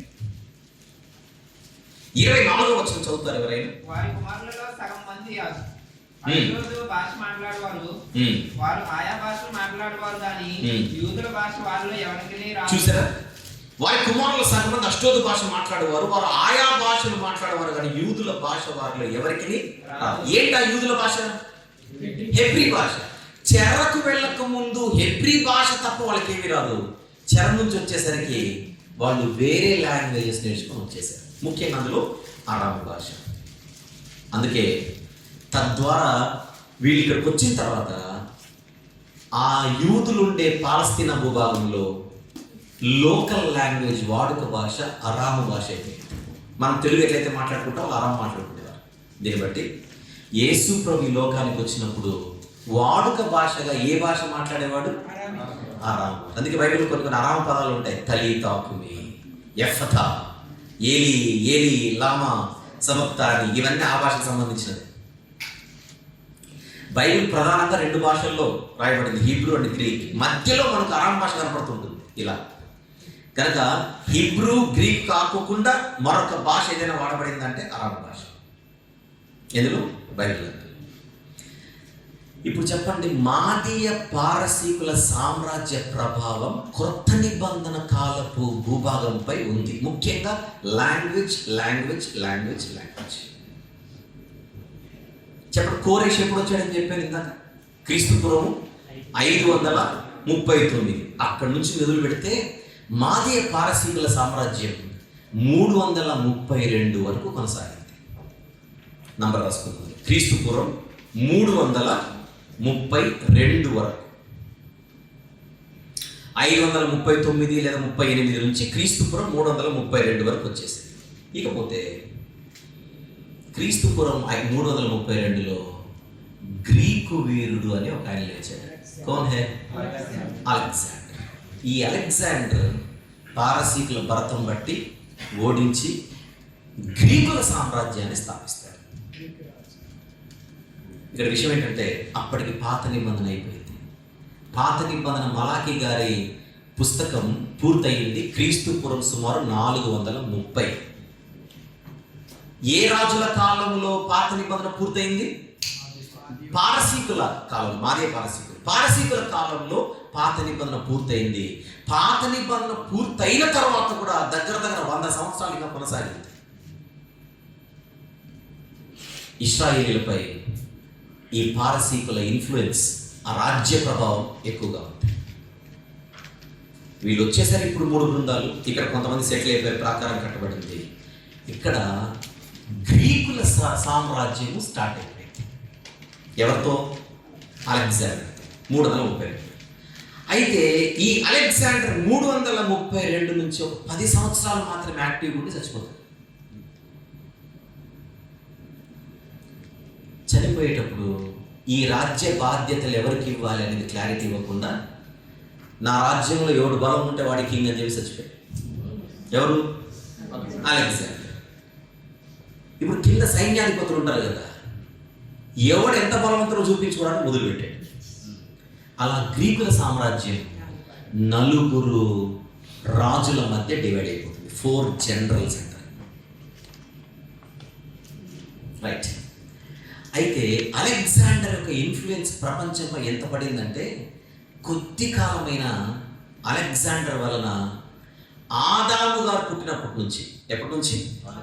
రైట్. ఇంకా చెప్పాలంటే బాబెల్ గోపురం, ఇది బాగుంది. ఇంకా బాబెల్ గోపురం అప్పుడు భాషలు తారుమారు చేస్తారు కదా దేవుడు. అప్పటి నుంచి, అప్పుడు ఆదికాండం 11లో భాష ఒక్కటే ఉండేది. ఆయన భాషలు తారుమారు చేసిన తర్వాత మళ్ళీ అలెగ్జాండర్ వచ్చేంత వరకు అంతర్జాతీయ భాషగా ఏ భాష లేదు, అన్ని ప్రాంతీయ భాషలే. ఇంటర్నేషనల్ లాంగ్వేజ్ అంటే ఏది లేదు. అలెగ్జాండర్ వచ్చిన తర్వాత గ్రీకు భాష ప్రపంచ భాష అయిపోయింది, అంతర్జాతీయ భాష అయిపోయింది. అంత ప్రాబల్యానికి ఈయన గురి చేశాడు అలెగ్జాండర్. సో ఇప్పుడు ఏమైపోయింది, ఈ నిశ్శబ్ద కాలంలో మలాకి గ్రంథం పూర్తయిన తర్వాత 100 సంవత్సరాల తర్వాత, మలాకి గ్రంథము పూర్తయిన 100 సంవత్సరాల తర్వాత నెమ్మదిగా ప్రపంచంలో ఏ భాష అంతర్జాతీయ భాషగా ఎదిగింది? గ్రీకు భాష. ఇంటర్నేషనల్ లాంగ్వేజ్ అయిపోయింది. అంటే వాణిజ్యం అంతా గ్రీకులోనే, చదువులంతా గ్రీకులోనే. ఇప్పుడు ఇంగ్లీష్ ఎట్లుంది ప్రపంచం అంతా, అట్లా అయిపోయింది. అప్పుడు తప్పనిసరి పరిస్థితుల్లో నీ భాష ఏదైనా లోకల్ లాంగ్వేజ్, గ్రీకు భాష నేర్చుకోవాల్సిన పరిస్థితి ఏర్పడింది అందరూ టోటల్గా. యూదులు కూడా గ్రీకు భాష నేర్చుకోవడం మొదలు పెట్టేశారు, తప్పదిక. అప్పుడు ఏమైంది, హీబ్రూ భాష తెలిసిన యూదులు తక్కువైపోయారు, గ్రీకు భాష తెలిసిన యూదులు ఎక్కువైపోయారు. మరి ఆది కాండం నుండి ప్రకటన గ్రంథం వరకు మొత్తం ఈ బైబిల్ అప్పట్లో ఏ భాషలో ఉండేది? హీబ్రూ భాషలో. మళ్ళీ హీబ్రూ ఇప్పుడు చాలా తక్కువ మందికి కదా. అప్పుడు ఐగుప్తులో మీరు మ్యాప్ చూస్తే అపోస్తలుడైన పౌలు ప్రయాణం చేసిన ప్రదేశములని ఒక మ్యాప్ ఉంటుంది చూడండి, చివరి మ్యాప్ అది. అపోస్తలుడైన పౌలు ప్రయాణం చేసిన ప్రదేశములని చివరి నా బైబిల్లో ఉంది, ఉందా? అందులో కింద ఐగుప్తు కనబడుతుందేమో చూడండి, ఉందా? Very good. ఆ ఐగుప్తు దగ్గర అలెగ్జాంద్రియా అని ఒక ప్రాంతం కనపడుతుంది, అలెగ్జాంద్రియా అంటారు, ఓకేనా? ఆ ఊరిలో ఒక 70 మంది పండితులు కలిసి, ఎంతమంది? 70 మంది పండితులు కలిసి హీబ్రూ భాషలో ఉన్న పాత నిబంధనను గ్రీకు భాషలోనికి తర్జుమా చేశారు. అంటే హీబ్రూ అంటే లోకల్ లాంగ్వేజ్, లోకల్ లాంగ్వేజ్లో ఉన్న పాత నిబంధనను ఇంటర్నేషనల్ లాంగ్వేజ్లోకి వీళ్ళు ట్రాన్స్లేట్ చేశారు. మొట్టమొదటిగా బైబిల్ తర్జుమా చేయబడింది గ్రీకు భాషలో. ఇది ప్లస్ మైనస్ ప్రపంచానికి మీరు చెప్పాలి. ఎందుకు? అందరికీ హీబ్రూ తెలియదు, అందరికీ గ్రీకు తెలుసు. ఇప్పుడు అంటే ఇప్పుడు ఇంటర్నేషనల్ గ్లోబల్ లాంగ్వేజ్లోనికి బైబిల్ అందుబాటులోకి వచ్చేసింది. 70 మంది కలిసి దాన్ని తర్జుమా చేశారు కనుక ఆ తర్జుమా చేయబడిన ఆ పుస్తకాన్ని సెప్టూవజింట్ అని పిలుస్తారు. సెప్టూవజింట్ అని పిలుస్తారు. రోమన్ లెటర్స్లో క్యాపిటల్ ఎల్, క్యాపిటల్ ఎక్స్, మళ్ళీ క్యాపిటల్ ఎక్స్ అలా రాయండి ఒకసారి మీ నోట్బుక్లో. క్యాపిటల్ రాయాలి, capital L, capital X, capital X. ఆ గ్రంథానికి కోడ్ నంబర్ అది. ఎల్ అంటే 50, 10, 10, 50కి 10, 10 కలిపితే 70. 70 మంది అనేది సూచన అన్నమాట, సైన్. సెప్టూవజింట్. విషయం ఏంటంటే ఇది క్రీస్తు పూర్వం సుమారు 250, క్రీస్తు పూర్వం సుమారు 250వ సంవత్సరం, కొంచెం అటు ఇటు ఆ టైంలో ఇది తర్జుమా చేయబడింది. ఇప్పుడు ఏమైపోయిందో మీరు చెప్పాలి. వాక్యము కలిగిన యూదులు, ఇశ్రాయేలీయులు ప్రపంచం అంతా చెదిరిపోయారు. వచ్చిన వాళ్ళు తక్కువ మంది, చెదిరిపోయిన సెటిల్ ప్రపంచం అంతా ఉన్నారు ఇప్పుడు మూడు దిక్కులు. అది మాత్రమే కాకుండా గ్రీక్ లాంగ్వేజ్లోని బైబిల్ వచ్చేసింది. నెమ్మదిగా యూదులు ట్రాన్స్లేషన్ అయిన తర్వాత బైబిల్ని గ్రీకు భాషలో చదివేవారు. హీబ్రూ అందరికి రాదుగా, గ్రీకు భాషలో చదవడం మొదలుపెట్టారు. ఫర్ యువర్ కైండ్ ఇన్ఫర్మేషన్, యేసు ప్రభు లోకానికి వచ్చినప్పుడు పాత నిబంధన లేఖనాలు కోట్ చేస్తూ ఉంటాడు కదా యేసు ప్రభు. లేఖనం ఏమి చెప్పుచున్నది, కనికరమునే కోరుచున్నాను అని బలిని భావం మీరు తెలుసుకోకున్నాడు. అలాగే ప్రకటన గ్రంథం వరకు మత్తయి సువార్త నుంచి కోట్ చేయబడినటువంటి, ఉటంకించబడినటువంటి పాత నిబంధన లేఖనాలన్నీ ఈ సెప్టువజింట్లో నుంచి ఉటంకించబడినది. అంటే అపోస్తలులైనా ఎవరైనా అందరూ బైబిల్ని ఏ భాషలో చదువుకొని ఉంటారు? గ్రీక్ భాషలో చదువుకోరు, సెప్టువజింట్లో నుంచి చదువుకొని ఉంటారు. రైట్? అంటే ఈ 400 సంవత్సరాల నిశ్శబ్ద కాలంలో ఏ చోటు చేసుకుంది అనడానికి మన క్రొత్త నిబంధనకి ఏం అవసరం అవే చెప్తున్నాను. కంప్లీట్ హిస్టరీలోకి వెళ్ళట్లేదు. భాష వచ్చేసింది. లోకల్ లాంగ్వేజ్, మాట్లాడుకునే భాష ఏమో అరాము, చదువుకునే భాష ఏమో గ్రీక్. అది పిక్చర్. అందరితో మాట్లాడేటప్పుడు అరామ్ మాట్లాడేవాళ్ళు, బైబిల్ చెప్పేటప్పుడు మాత్రం ఏం కోట్ చేసేవారు? సెప్టువజింట్ కోట్ చేసేవారు. అలా గ్రీకులు క్రీస్తు పూర్వం అలెగ్జాండర్ 332 నుంచి క్రీస్తు పూర్వము 167వ సంవత్సరం వరకు ప్రపంచాన్ని పరిపాలించారు. రాసుకుంటారా నంబర్? క్రీస్తు పూర్వం 332 నుంచి 167 వరకు.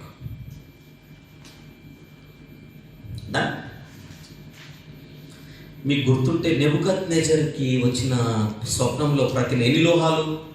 4. ఏమిటేమిటి? బంగారు, బబులోను, వెండి, మాదే పారసీకులు, నెక్స్ట్ ఇత్తడి, గ్రీకులు, నెక్స్ట్ ఇనుము. ఎవరా ఇనుము? రోమన్స్. ఇప్పుడు గ్రీకులు ఎప్పుడు పతనమైపోయారు? 167. అయితే బబులోనీయులు పతనమైన వెంటనే మాదీ పారసీకులు వచ్చారు. మాదీయ పారసీకులు పతనమైన వెంటనే గ్రీకులు వచ్చారు. కానీ గ్రీకులు పతనమైన వెంటనే రోమిలు రాలేదు. రోమా సామ్రాజ్యం ఏర్పడడానికి సుమారు 100 సంవత్సరాల టైం పట్టింది. అంటే ఆ 167తో మొదలు పెడితే గ్రీకులు పతనమైన 100 ఏళ్లకు కానీ రోమా సామ్రాజ్యం పిక్చర్లోనికి రాలేదు, ఉందంతే. ఆ 100 ఏళ్ళు యూదుల చరిత్రకు చాలా కీలకమైంది. ఆ 100 ఏళ్ల కాలాన్ని మక్కబీయుల కాలం అంటారు. రాసుకుందాం. ఏ కాలం అది? మక్కబీయుల కాలం. ఈ సందర్భంగా మీకు ఒక వచనాన్ని చూపిస్తాను, చూద్దాం. దానియేలు గ్రంథం 8వ అధ్యాయం.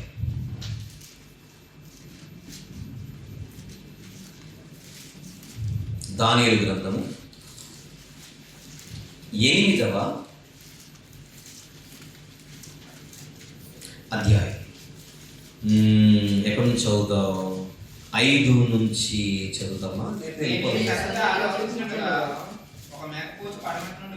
వద్దులేండి, 8వ వచనానికి వెళ్ళిపోతాం, టైం లేదు కదా. ఆ మేకపోతు అత్యధికముగా బలము చూచి వచ్చెను, అది బహుగా పుష్టినుండగా దాని పెద్ద కొమ్ము విరిగెను. విషయం ఏంటంటే ఆ పెద్ద కొమ్ము ఎవరు అంటే అలెగ్జాండర్. అంటే మీకు అది ఇంట్రడక్షన్ చూపిద్దామని వచ్చేద్దాం. 5వ వచనానికి వెళ్ళిపోదామా? నేను ఈ సంగతి ఆలోచించుండగా ఒక మేకపోతు పడమట నుండి వచ్చి, పడమట అంటే గ్రీకులు, రైట్? పడమట నుండి వచ్చి కాళ్ళు నేల మోపకుండా భూమి అంతటా పరుగులెత్తెను. దాని 2 కన్నుల మధ్య ఒక ప్రసిద్ధమైన కొమ్ము ఉండేను. ఆ కొమ్మే అలెగ్జాండర్. ఓకేనా? అది గుర్తుపెట్టుకోండి. ఈ కొమ్ము విరిగిపోయిందట. ఎక్కడ? 8వ వచనంలో. ఆ మేకపోతు అత్యధికముగా బలము చూపుచూ వచ్చేది, అది బహుగా పుష్టినుండగా దాని పెద్ద కొమ్ము విరిగెను. విరిగిన దానికి బదులుగా 4 ప్రసిద్ధమైన కొమ్ములు ఆకాశం 4 దిక్కులకు 4 పెరిగాయి. మీకు అర్థమైందని చెప్పి ఇందాక హిస్టరీ చెప్పాను కదా. అలెగ్జాండర్ బదులుగా 4 రాజులు వచ్చారు అక్కడ నుంచి, రైట్? అయితే ఇప్పుడు చూడండి 9వ వచనం. ఈ కొమ్ములలో ఒకదానిలో నుండి ఒక చిన్న కొమ్ము మొలిచెను. కొమ్ము అంటే కొమ్ము నహీ హై, రాజు హై. ఓకేనా? కొమ్ము కోన్ హై అనకూడదు అక్కడ, కొమ్మే రాజు హై. ఓకే? ఈ చిన్న కొమ్ము ఎవరో చెబుతున్నాను, రాసుకోండి. 4వ అంతియోకు అని రాసుకోవాలి. ఎవరు? 4వ అంతియోకు. 9వ వచనం. ఈ కొమ్ములలో ఒక దానిలో నుండి ఒక చిన్న కొమ్ము మొలిచెను, అది దక్షిణముగాను తూర్పుగాను ఆనంద దేశపు దిక్కుగాను అత్యధికముగా బలిసెను. ఆనంద దేశం అంటే యెరూషలేము. ఆనంద యాత్ర, ఇది ఆత్మీయ యాత్ర. ఇక యెరూషలేము యాత్ర, ఆనందపురము, ఆనంద దేశం అంటే యెరూషలేము అన్నమాట. Okay, fine. అంటే ఈ రాజు గ్రీకు రాజు అయినా ఫోకస్ దేని మీద పెట్టాడని చెప్తుంది బైబిల్? యెరూషలేంపై పెట్టాడు. ఎక్స్క్యూజ్ మీ, ఎప్పుడు గ్రీకుల రాజుతను ఈ గ్రీకులు పతనమయ్యే కాలంలో జరుగుతోంది ఇదంతా. ఆకాశ సైన్యము నంటునంతగా పెరిగి నక్షత్రంలో కొన్నిటిని పడవేసి కాళ్ళ కింద అనంతరము చూడాను అంటే భక్తులను. ఆ సైన్యం యొక్క అధిపతికి విరోధంగా తనను హెచ్చించుకొని, ఎక్స్క్యూజ్ మీ, యెరూషలేములో ఉండేదేమో యూదులు. యూదుల అధిపతి ఎవరు? యూదులకు రాజు ఎవరు? యూదుల దేవుడు ఎవరు? దేవుడు, జీవం గల దేవుడు. ఈ రాజు ఏం చేశాడో చెప్తున్నాను. ఎవరు? అంతియోకు. ఆ సైన్యం యొక్క అధిపతికి విరోధంగా తనను హెచ్చించుకొని, అంటే దేవునికి విరోధంగా హెచ్చించుకొని అనుదిన బలి అర్పణను నిలిపివేసి ఆయన ఆలయమును పడద్రోసి. ఎవరి గురించి మాట్లాడుతున్నాను నేను? 4వ అంతియోకు. ఆ మాట మళ్ళీ చదవండి ఒకసారి. 11వ వచనం ప్లీజ్. అధిపతికి విరోధముగా తన్ను హెచ్చించుకొని అనుదిన బలి అర్పణమును నిలిపివేసి ఆయన ఆలయమును పడద్రోసెను. రైట్. అంటే ఈ దుర్మార్గుడు యెరూషలేము మీద కన్నేసి దేవాలయంలో చేజిక్కించుకొని ఏం చేస్తారంటే, అక్కడ ఉన్నటువంటి యాజకులు ఎవరైతే ఉంటారో మీ దేవునికి బలులు అర్పించకండి, మా దేవునికి బలి అర్పించమని ఫోర్స్ చేస్తాడు. ఇప్పుడు జాగ్రత్త విందాం. ఈ ఫోర్స్ చేసిన సంవత్సరం క్రీస్తు పూర్వం 167. ఎప్పుడు అంటే 175 నుంచి స్టార్ట్ అవుతుంది. 175 నుంచి స్టార్ట్ అయ్యి 167కి ఇక వీడు సాతానంటే ఇలానే ఉంటాడేమో అన్నంత క్రూరుడైపోతాడు. అంత క్రూరుడైపోతాడు. అయిపోయి యెరూషలేము దేవాలయం మీద పడి యెరూషలేములో ఉన్న యాజకులపై ఒత్తిడి తీసుకొని వచ్చి మా దేవుళ్లకు, మా దేవతలకు, మా దేవునికి నువ్వు ఇక్కడ బలి అర్పించాలని ఫోర్స్ చేస్తాడు. ఇప్పుడు జాగ్రత్తగా అలా ఈ అంతియోక్ అనే 4వ అంతియోక్ అనేటువంటి రాజు ఫోర్స్ చేసినప్పుడు యెరూషలేములో ప్రధాన యాజకుడిగా ఉన్న ఆయన పేరు మత్తితీయ. ఎవరైనా మత్తితీయ. ఈయన అహరోను వంశానికి చెందినవాడు. ఫీనెహాస్ అంటుంది బైబిల్లో. ఫీనెహాస్ వంశానికి చెందినవాడు, లేవీయుడు. ఆయనకు దేవుడు అంటే ఎంత భక్తి అంటే, ఎంత పిచ్చి అంటే, అవసరమైతే దేవాలయాన్ని విడిచి నేను మా ఊరికి వెళ్ళి, వేరే ఊరు వచ్చిన గ్రామం అయింది, ఒక రూరల్ ప్రీస్ట్ యెరూషలేములో ఉంటాడు. అవసరమైతే నేను ఉండి సేవ చేయడం మానేస్తాను, కానీ మీ దేవుళ్ళకు, దేవతలకు నేను బలి ఇచ్చేదే కానీ ఫ్యామిలీని తీసుకొని ఊరికి వెళ్ళిపోతాడు. కాంప్రమైజ్ అవ్వడు. మత్తితీయ. వీడి దుర్మార్గాలు నడుస్తుంటాయి.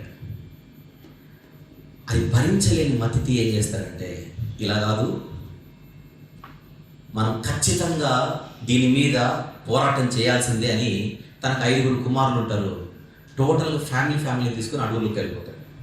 నేను మాట్లాడుతుంది గ్రీకులు పతనమైన తర్వాత స్టార్ట్ అవుతుంది. ఆ అంతియోకుది స్టార్ట్ అయిన తర్వాత ఈ మత్తితీయ అడవిలోకి వెళ్ళిపోయి అరణ్యములో ఒక ఉద్యమానికి తెరలేపుతాడు. దేనికి తెరలేపుతాడు? ఉద్యమానికి తెరలేపుతాడు. 5 minutes దాన్ని గెరిల్లా వార్ అంటారు. ఏమంటారు? అంటే ఇప్పుడు మనకు ఉద్యమాలు నడుస్తుంటాయి కదా, ప్రభుత్వానికి వ్యతిరేకంగా, అలా లేపుతాడు. అయితే విషయం ఏంటంటే, ఆయన ఉద్యమం స్టార్ట్ చేసిన కొద్ది కాలానికే చనిపోతాడు. చనిపోయేటప్పుడు తన కొడుకుల్లో ఒక కొడుకును పిలుస్తాడు. అతని పేరు యూదా. ఏ పేరు? యూదాని పిలిచి, నాయన ఈ ఉద్యమాన్ని నువ్వు ముందుకు నడిపించాలి, ఎలాగైనా సరే దేవుని ఆలయాన్ని తిరిగి మనము తెప్పించుకోవాలి అన్నప్పుడు తండ్రికి తగ్గతనయునిగా ఆ బాధ్యతను తీసుకొని యూదా పోరాటం మొదలు పెడితే చూసే వాళ్ళందరికీ ఎంత బలమైన బండలనైనా పగలగొట్టే అంత సుత్తె లాంటి వాడని, సుత్తె అనే అర్థాన్ని ఇచ్చే మక్కబి అనే ఒక నిక్ నేమ్ పెడతారు యూదాకి. ఏమని పేరు పెడతారు? మక్కబి అంటే సుత్తె, హ్యామర్ అని. Okay, right. ఆ యూదా మక్కబిగా పిలువబడి ఆ రోజు నుంచి, అప్పటి నుంచి మక్కబీయులని ఈయన అనుచరులందరికీ పేరు వచ్చింది. ఆ సిరియనులపై, ఈ అంతియోకు ఏ రాజు? సిరియా రాజు, గ్రీక్ రాజే, సిరియా ప్రాంతానికి రాజు. సిరియనులపై పోరాడి ఈ నాయకుడు ఆలయాన్ని మళ్ళీ వాళ్ళ చేతుల్లో నుంచి యూదులకు తీసుకొని వస్తాడు.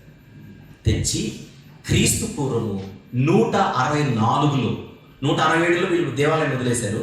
4 సంవత్సరాలకి 164 డిసెంబర్ 14కి ఆలయాన్ని తిరిగి దేవుని కొరకు ప్రతిష్ఠ చేస్తారు. దాన్ని ఆలయ ప్రతిష్ఠిత పండుగ అంటారు. అప్పటి నుంచి ప్రతి ఏటా ఆలయ ప్రతిష్ఠిత పండుగ జరుపుకోవడం యూదులకు అలవాటైంది. అదే యోహాను సువార్త 10వ అధ్యాయము 22వ వచనం చూసాను కదా ఇందాక. ఆ పండుగ ఎక్కడొచ్చింది అని అంటే, ఈ 164వ సంవత్సరంలో ఆ సిరియనుల చేతిలో నుంచి తీసుకుని దేవాలయము తిరిగి వాళ్ళ చేతికి వచ్చేసారు. మత్తితీయ ఆయన కుమారుడు యూదా. తర్వాత యూదా చనిపోతాడు. భలే ఉంటుంది హిస్టరీ, నేను లోపలికి వెళ్ళట్లా. రైట్. అయితే మిగిలిన అన్నదమ్ములు ఉంటారు కదా, ఆయన సహోదరులు యోనాతాను, సీమోను, ఇలాంటి కొంతమంది ఉంటారు. వీళ్ళు ఏం చేస్తారంటే, దేవాలయమే మన చేతికి వచ్చింది, అసలు మన భూభాగంలో వీళ్ళ పెత్తనం ఏంటి, ఫారినర్స్ది అని వీళ్ళు రాజకీయంగా మనది మన చేతిలో ఉండాలని ఈ మక్కబీయ నాయకులు ఎవరైతే ఉన్నారో, నాయకులు అంటారు మక్కబీయ లీడర్స్, ఈ నాయకులు ఈ రాజకీయ స్వాతంత్రం కొరకు ఎవడో వచ్చి మనల్ని పరిపాలించడం ఏంటి అని, మనకు ఎలాగైతే స్వతంత్ర పోరాటం జరిగిందో అలా వాళ్ళు స్వతంత్ర పోరాటానికి దిగుతారు. నెమ్మదిగా మక్కబీయులు పొలిటికల్గా వారు పాలన స్టార్ట్ చేస్తారు. మత్తితి అనే ఒక భక్తుడి పిల్లలు వీళ్ళందరూ చక్కగా నాయకులుగా ఉండి నడిపిస్తూ ఉంటారు. అందులో నుండి నెమ్మదిగా ఒక్కొక్కరు, యోనాతాన్ అనే నాయకుడు, సీమోన్ అనే నాయకుడు, హెర్కనేసు అనేటువంటి నాయకుడు, రైట్. ఆ తర్వాత ఇప్పుడు నేను చెప్పిన పేర్లలో హెర్కనేసు అనేటువంటి నాయకునికి ఒక కొడుకు పుడతాడు. ఆ కొడుకు పేరు అరిస్తోబులు. చరిత్రలో మొట్టమొదటి ఆ వ్యక్తి మక్కబీయుల పక్షాన రాజు అనే టైటిల్తో కనబడతాడు. క్రీస్తుపురం 104-103 మధ్యలో. ఈ వ్యక్తికి ఒక భార్య ఉంటుంది. ఆమె పేరు సలోమే అలెగ్జాండ్రా. ఏ పేరు? దండని తల్లికి. ఈ వచ్చి వీళ్ళ చరిత్రను మొత్తం నాశనం చేసింది. అంతవరకు సూపర్. మక్కబీయులు అంటే సూపర్. అసలు చూసారు కదా ఎలాంటి పోరాటాలు. నేను టూకీగా చెప్పాను. లోపలికి వెళ్తే ఒక్కొక్కరు పోరాటం మామూలు ఉండదు. ఈమె ఈ అరిస్తోబులకు భార్య. ఆ అరిస్తోబులు చనిపోతాడు. ఈమె ఇంకొక సహోదరుడు, అరిస్తోబుల్ కజిన్స్ ఉంటారు కదా, కజిన్స్లో ఒక కజిన్ తీసుకొని పెళ్లి చేసుకుంటుంది.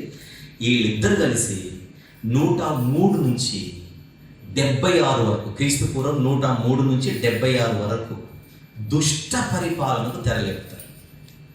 అంటే మక్కబీయులకు ఎంత మంచి పేరు ఉందో ఆ మంచి పేరు అంతటినీ ఈ దంపతులు ఇరువురు కూడా చెడగొడతారు. 76లో ఈ రెండో భర్త కూడా చచ్చిపోతాడు. 76 నుంచి 67 వరకు యూదులకు రాణిగా ఉండి పరిపాలించినదే సలోమే అలెగ్జాండర్. విషయం చెప్పనా, మీకు బైబిల్లో అతల్య అని ఒక రాణి ఉంటుంది, తెలుసు కదా. యూదుల చరిత్రలో అంటే ఈ టోటల్ హిస్టరీలో రాజు లేకుండా రాణి మాత్రమే పురుషుడు లేకుండా స్త్రీ మాత్రమే పరిపాలించింది ఆవిడ ఒకటే, అతల్య. రాజు దినవృత్తాంతంలో 2వ గ్రంథం 22వ అధ్యాయంలో ఉంటుంది, తర్వాత చదవండి, రైట్. ఆ అతల్య తర్వాత పురుషుడు లేకుండా యూదులను పరిపాలించిన ఒకే ఒక స్త్రీ సలోమే అలెగ్జాండర్. ఈమెకు మళ్ళీ 2 పిల్లలు ఉంటారు. ఈమె 67 సుమారు క్రీస్తుపూర్వం 67 ప్రాంతంలో ఈమె చనిపోతుంది. అప్పుడు ఆమెకు 2 కుమారులు ఉంటారు. 2వ అరిస్తోబులు, 2వ హెర్కనేసు అని 2 పేర్లు. ఈ అన్నదమ్ముల మధ్య సఖ్యత, ఐక్యత లేకపోవడం వీక్ అన్నమాట. అంటే బలమైన నాయకుల కుటుంబాల నుంచి వచ్చినటువంటి బలహీనమైనటువంటి వ్యక్తులు వీళ్ళిద్దరు. ఈ అన్నదమ్ములకు అడ్మినిస్ట్రేషన్ ఏది సరిరాని పరిస్థితుల్లో ఈ 100 ఏళ్ల కాలంలో ఏం జరిగింది అని అడిగితే, ఈ రోమీలు ఏం చేసేవాళ్ళు అంటే అక్కడక్కడ ఎప్పుడైతే గ్రీకుల సామ్రాజ్యం పతనం అయిపోయిందో లోకల్ డిస్ప్యూట్స్ స్టార్ట్ అయిపోయినాయి. అంటే వాళ్ళు కొట్టుకోవడాలు, వీళ్ళు కొట్టుకోవడాలు, వాళ్ళు కొట్టుకోవడాలు, వీళ్ళు కొట్టుకోవడాలు స్టార్ట్ అయిపోయినాయి. రోమీలు నెమ్మదిగా ఏం చేస్తున్నారంటే ఒక్కొక్క చోట సెటిల్ చేసుకుంటూ ఇద్దరు గొడవ జరిగింది. ఇద్దరిలో మనకి ఎవరు సపోర్ట్ ఉంటారో చూసుకుని ఆయనకి సపోర్ట్ చేసేసి మిగిలిన తొక్కేసి ఒక్కొక్క ఏరియాని వాళ్ళలా ఆక్యుపై చేసుకుంటూ పట్టు సంపాదిస్తూ ఇప్పుడు పాలస్తీనాకు వచ్చేస్తే ఈ 2 అన్నదమ్ములు క్లాష్. అప్పుడు వీళ్ళిద్దరిలో ఎవరికి మనము మద్దతు తెలిపితే మనకు కరెక్ట్ ఉంటుందని ఆలోచించి వీళ్ళకి కొంచెం సపోర్టివ్ ఉండే వ్యక్తికి ఆ టైంలో సపోర్ట్ చేసి నెమ్మదిగా పాలస్తీనా భూభాగంలోనికి రోమీల ప్రవేశం స్టార్ట్ అవుతుంది. పంచాయతీని సెటిల్ చేయడానికి పెద్దన్న పాత్ర అన్నట్టు వచ్చి తిష్ట వేసేశారు రోమీలు. యూదయ, ఇదూమయ అనేటువంటి ప్రాంతాల్లో వాళ్ళు మంచి పట్టు సంపాదించారు. ఈ టైంలో ఇదూమయ అంటే ఎదోము, ఏషావు.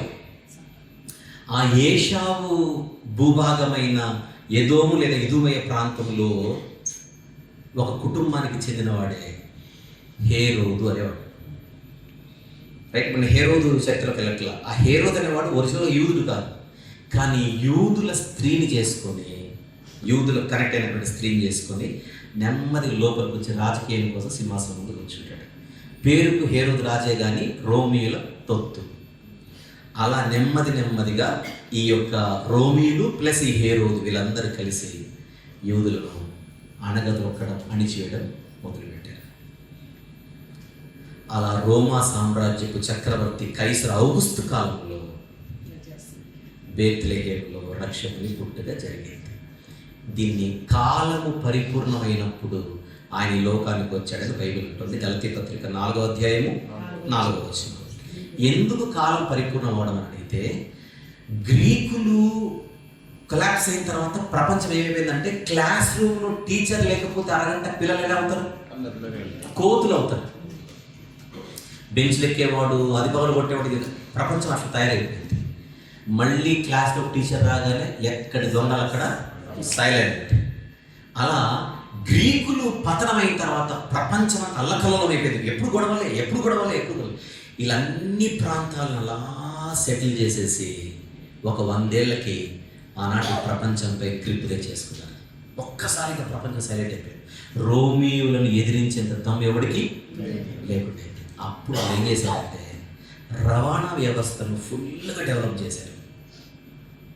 అంటే ఏ కార్నర్ నుండైనా ఇంకొక కార్నర్కి ఈజీగా వెళ్ళే ఒక రవాణా సదుపాయాన్ని బాగా, ట్రాన్స్పోర్ట్ సిస్టమ్ని బాగా డెవలప్ చేశారు.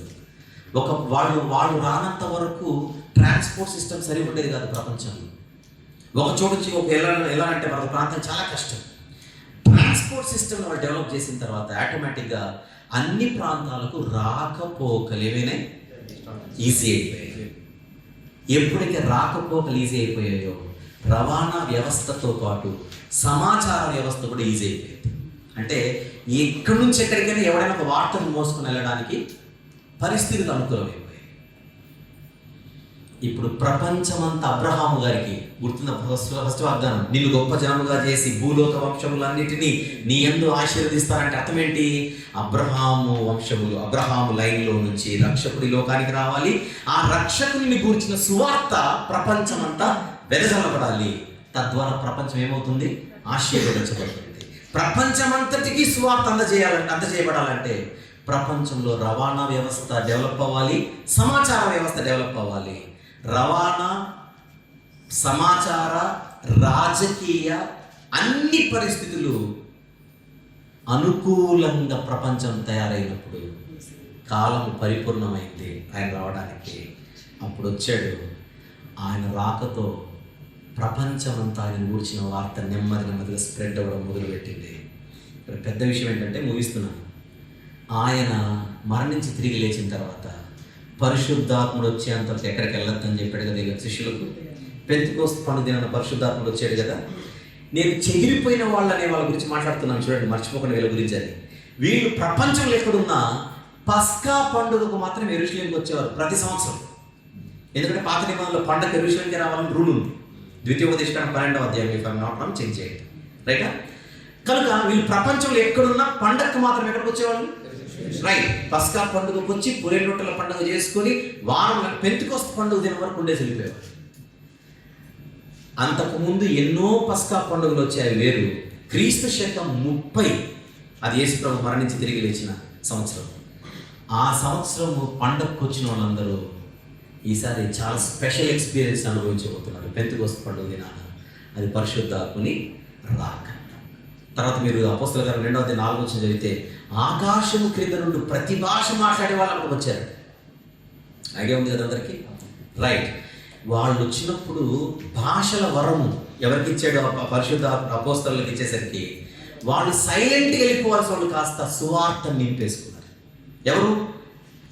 చెదిరిపోయిన వాళ్ళు వచ్చి క్రీస్తుని గురించిన సువార్తను విని ఆ రోజు 3000 మంది ఏం చేశారు? బ్యాప్టిజం తీసుకున్న వాళ్ళు తీసుకుని వెళ్ళిపోయారా? నో. అపోస్తలుల బోధ ఎందును, సహవాసమందును, రొట్టె విరుచు ఎందును, ప్రార్థన ఎందును, ఎలా ఉండాలో నేర్చుకొని మొత్తం సరుకు నింపుకొని, సరుకు పేరు సువార్త, సువార్తనే సరుకు నింపుకొని ఆనందంగా తిరిగి వాళ్ళ ప్రాంతాలకు వెళ్ళిపోయారు. చిటికలో ఆ ప్రాచీన ప్రపంచం అంతటా సువార్త శరవేగంగా ప్రకటించబడింది. అపోస్తలులకు చెప్పాడు, భూదిగంతంలో వరకు మీరు నాకు సాక్షులు. మళ్ళీ వీళ్ళకి డౌట్ వచ్చింది, మేము ఎప్పుడు ఎలా వెళ్ళాలనుకుంటారు. మీరు వెళ్ళకంటే నాలుగు పంపిస్తాను, రైట్? మీరేం చేయాలి? అందరికి సబ్జెక్ట్ ఇవ్వండి, వాళ్ళు తీసుకొని వాళ్ళు స్ప్రెడ్ చేస్తారు. అలా మొదటి శతాబ్దంలో క్రీస్తు శకం 30 నుంచి క్రీస్తు శకం 70, క్రీస్తు శకం 30 నుంచి క్రీస్తు శకం 70 40 సంవత్సరాలలో రోమా సామ్రాజ్యం ఎక్కడెక్కడికైతే విస్తరించిందో విస్తరించిన అన్ని చోట్లకు సువార్త వెళ్ళిపోయింది. Within 40 years. నేను 40 అని నొక్కుతున్నాను, ఎందుకో చెప్పనా? దేవునికి 40 అనే నంబర్ ముందు పెట్టి చాలా పనులు చేశాడు. జలప్రలయం, వర్షం ఎంతకాలం? 16 నెలలు. ఎన్ని రోజులు? 40. అన్ని 40 అన్నమాట, రైట్? అలాగనే మొదటి శతాబ్దములో రోమా సామ్రాజ్యం అంతటా సువార్త వెదజల్లబడడానికి, అదే అంటాడు 24వ అధ్యాయంలో, లోకమంతటా సాక్షార్థమై సువార్త ప్రకటింపబడవలను, అటు తర్వాత ఏమొచ్చును? అంతం వచ్చును. అనగానే మీ ప్రపంచానికి అంతం కాదు, అది పాయింట్. ఆ యూదులకు క్రీస్తు శకం 70న ఒక పెద్ద శిక్ష విధిస్తారు. అది ఇప్పుడు నాకు అవసరం లేదు. యెరూషలేము దేవాలయం మళ్ళీ కూలిపోతుంది, రోమీలు వచ్చి అటాక్ చేస్తారు, అది యేసు ప్రభు యొక్క శాపం. ఇవన్నీ ఈ తరము వారి మీదకి వచ్చును. అదే ఈ దేవాలయం చూస్తున్నారే, రాతి మీద రాయి ఒకటైనను విలువకుండా కూలిపోయిన వచ్చింది. యూదయలో ఉండేవారు కొండలకు పారిపోవాలి, అవన్నీ అక్కడ నెరవేరుతాయి. అంటే నా పాయింట్ ఏంటంటే, క్రీస్తు శకం 30 నుంచి క్రీస్తు శకం 40 మళ్ళీ ఉంటాయి 70, ఈ 40 సంవత్సరాల పాటు సువార్త మామూలుగా వెళ్ళలేదు. అయితే సువార్తను తీసుకున్న వాళ్ళు పౌలు గారు లాంటి వాళ్ళు ఎగ్జాంపుల్, ఒక నంబర్ 1 ఛాంపియన్ రైజ్ అయ్యాడు. 40 సంవత్సరాలలోనే ప్రపంచ చరిత్ర మలుపు తిరగడానికి దేవుడు ఎవరు నిలబెట్టాడు? పౌలు గారిని. ఆయన టీం, అలాంటి టీమ్స్ ఎవరైతే ఉన్నారో మిషనరీస్ అంటారు వీళ్ళని. వీళ్ళు ఏం చేసేవాళ్ళంటే, చెదిరిపోయిన వాళ్ళ దగ్గరికి ఫస్ట్ వెళ్ళి వాళ్ళ సమాజ మందిరాలలో దేవుని వాక్యం చెప్పడం మొదలుపెట్టి అక్కడి నుంచి అన్యజనులకు వాళ్ళు కనెక్ట్ అయ్యేవారు. ఇది జరిగింది టోటల్గా. అందుకే ఎవరైనా బైబిల్ తీసి యాకోబు పత్రిక 1వ అధ్యాయం 1వ వచనం తీసి చదువుతారా ప్లీజ్? యాకోబు పత్రిక 1వ అధ్యాయం 1వ వచనం. దేవుని యొక్కయు ప్రభువైన యేసుక్రీస్తు యొక్కయు దాసుడైన యాకోబు అన్య దేశముల యందు చెదిరి ఉన్న 12 గోత్రముల వారికి శుభమని చెప్పాలి మీరు. ఈ అన్య దేశముల యందు చెదిరి ఉన్న 12 గోత్రాల వారెవరు? అప్పుడు బబులోను చెరలో, బబులోను దాడిలో, అషూరు దాడిలో చెదిరిపోయారు కదా వాళ్ళు. యెరూషలేముకి పండగకు వచ్చి మారిన వాళ్ళు వీళ్ళందరూ. ఇక్కడ వీళ్ళందరూ కలిసి మళ్ళీ సువార్త కథ జరిగిన అంటే వీళ్ళు ఏమైపోయారు? క్రైస్తవులు అయిపోయారు. వారికి పత్రిక రాయబడుతుంది, రైట్? యాకోబు పత్రిక. పేతురు గారు రాసిన మొదటి పత్రిక 1వ అధ్యాయం 2వ వచనంలో చివరి మాట, యేసుక్రీస్తు రక్తము వలన ప్రోక్షింపబడుటకు ఏర్పరచబడిన వారికి అనగా పొంతు, గలతీయ, కప్పదొకియ, ఆసియా, బితునియ అనే దేశంలో యందు చెదిరిన వారిలో చేరిన యాత్రికులకు శుభమని చెప్పారు. అంటే చెదిరిన వారనే వాళ్ళు ఒకరు ఉన్నారు. వాళ్ళు అప్పట్లో ఎప్పుడో చెదిరిపోయిన వాళ్ళు నెమ్మదిగా సువార్త వాళ్ళు కనెక్ట్ అయ్యారు. వారి ద్వారా అన్ని ప్రాంతాల్లో ఏమవుతుంది? సువార్త వ్యాప్తి అవుతూ క్రైస్తవ్యము సంఘము విస్తరించబడింది అనమాట. ఇది మొదటి శతాబ్దపు క్రైస్తవ చరిత్ర, క్రీస్తు శకం 71, రైట్? ఇప్పుడు నేను అబ్రహాంతో మొదలుపెట్టి, ఎక్కడ ఆదికాండం 12తో మొదలుపెట్టి క్రీస్తు శకం 70 వరకు వచ్చాను. విషయం ఏంటంటే, ఇదంతా అవుట్లైన్ మాత్రమే నేను ఇచ్చింది, లోపలికి వెళ్ళేది సబ్జెక్ట్. మనము ప్రయాణంలో 3 రకాలు ఉంటాయి. ఊర్లో నుంచి వెళ్ళే ప్రయాణం ఒకటి, బైపాస్లో వెళ్ళడం ఒకటి, ఫ్లైట్లో వెళ్ళడం ఒకటి, ఇది 3 ఉంటుంది. ఇప్పుడు మనందరం చేసేది ఫ్లైట్లోనే. ఎందుకు? ఆకాశవాణి సమయం 6:30 గంటలు. అంటే ఇది చాలా డీప్ హిస్టరీ. మనం ఆ మక్కబీల దగ్గర నిలబడితేనే 4 రోజులు అద్భుతంగా మాట్లాడచ్చు. మతీయ చరిత్ర వింటుంటే ఏం బతికాడరా అనిపిస్తుంది.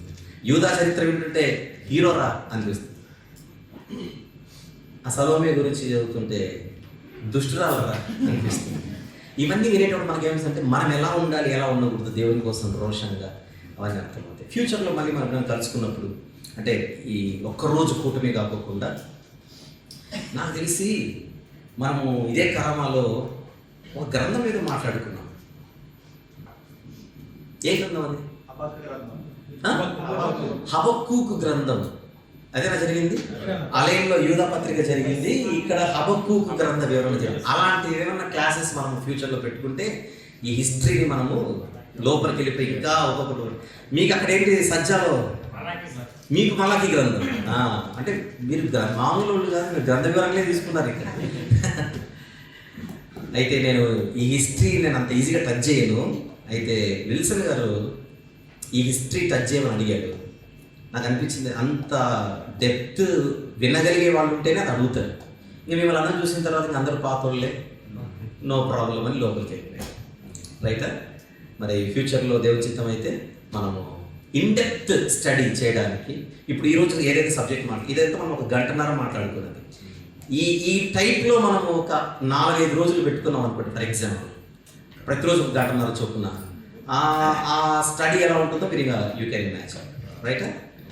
బట్ ఎనీవే ఈ సంవత్సరం అసలు నేను కూడా గాల్లో నుంచి వచ్చాను, ఇక్కడ తెలిసింది. అంటే గాల్లో పరిస్థితి ఎట్లుంటుందో నేను చెప్పాల్సిన అవసరం లేదు. ఆయన దేవుడు చక్కగా ఇటు దుబాయ్ కానీ అలాగే అబుదాబి కానీ అండ్ అలాగే ఈ 3 ప్రాంతాల్లో చక్కగా పరిచయం జరిగించి నాకు యాక్చువల్గా అయితే ఇక్కడికి వచ్చినప్పుడు మన సిమి దగ్గర కూడా వెళ్ళాను. వచ్చినప్పుడు నేను ఏదో ఒక్కదానికి వచ్చినట్లేదు, అందరూ సోనాపూర్ ఇక్కడే కనపడుతుంది, సజ్జా ఇక్కడే కనపడుతుంది, తర్వాత కరామ ఇక్కడే కనపడుతుంది, ఆల్పూస్ ఇక్కడే కనపడుతుంది, దేవుడు కనపడుతున్నాడు. భవిష్యత్తులో ఎమిరేట్స్ ప్రాంతంలో ఒకప్పుడు మనందరం ఎలాగైతే గొప్పగా అన్ని కార్యక్రమాలు చేసేవారమో అలాంటి రోజులు దేవుడు గొప్పగా మనందరికీ ఇక్కడ దయచేయండి. సేవకులందరినీ బలపరచాలని నేను ప్రార్థన చేస్తాను, మీరు కూడా ప్రార్థన చేస్తుండండి. చిన్న ప్రార్థన చేసి మనం ముగించుకుందాం. ప్రేమగల తండ్రి, జీవం గల నాయన, మహిమగల దేవ, ఈ దినాన్ని మీరు ఇచ్చినటువంటి మాటలను బట్టి స్తుతులు చెల్లిస్తున్నాం. నిశ్శబ్ద కాలంలో ఉన్న చరిత్ర చాలా టూకీగా మేము మాట్లాడుకున్నాం. మాకు అవి స్ఫూర్తిదాయకములాగా సహాయం చేయమని దుబాయ్లోను, అబుదాబిలోను, అలైన్లోను, మిగిలిన ప్రాంతాల్లో జరుగుతున్నటువంటి పరిచర్యలన్నింటినీ దీవించుకుంటున్నాం. ప్రతి ఒక్కరి స్థితిగతులు మీరు ఎరిగి ఉన్నారు. ప్రతి కుటుంబాన్ని మీ హస్తాలకు పెట్టవచ్చు. యేసు ప్రభు వారి ఘనమైన నామంలోని ప్రార్థన మనవులు మీకే సమర్పించి వేడుకొనుచు పొందుకొనుచున్నాం తండ్రి. అందరికీ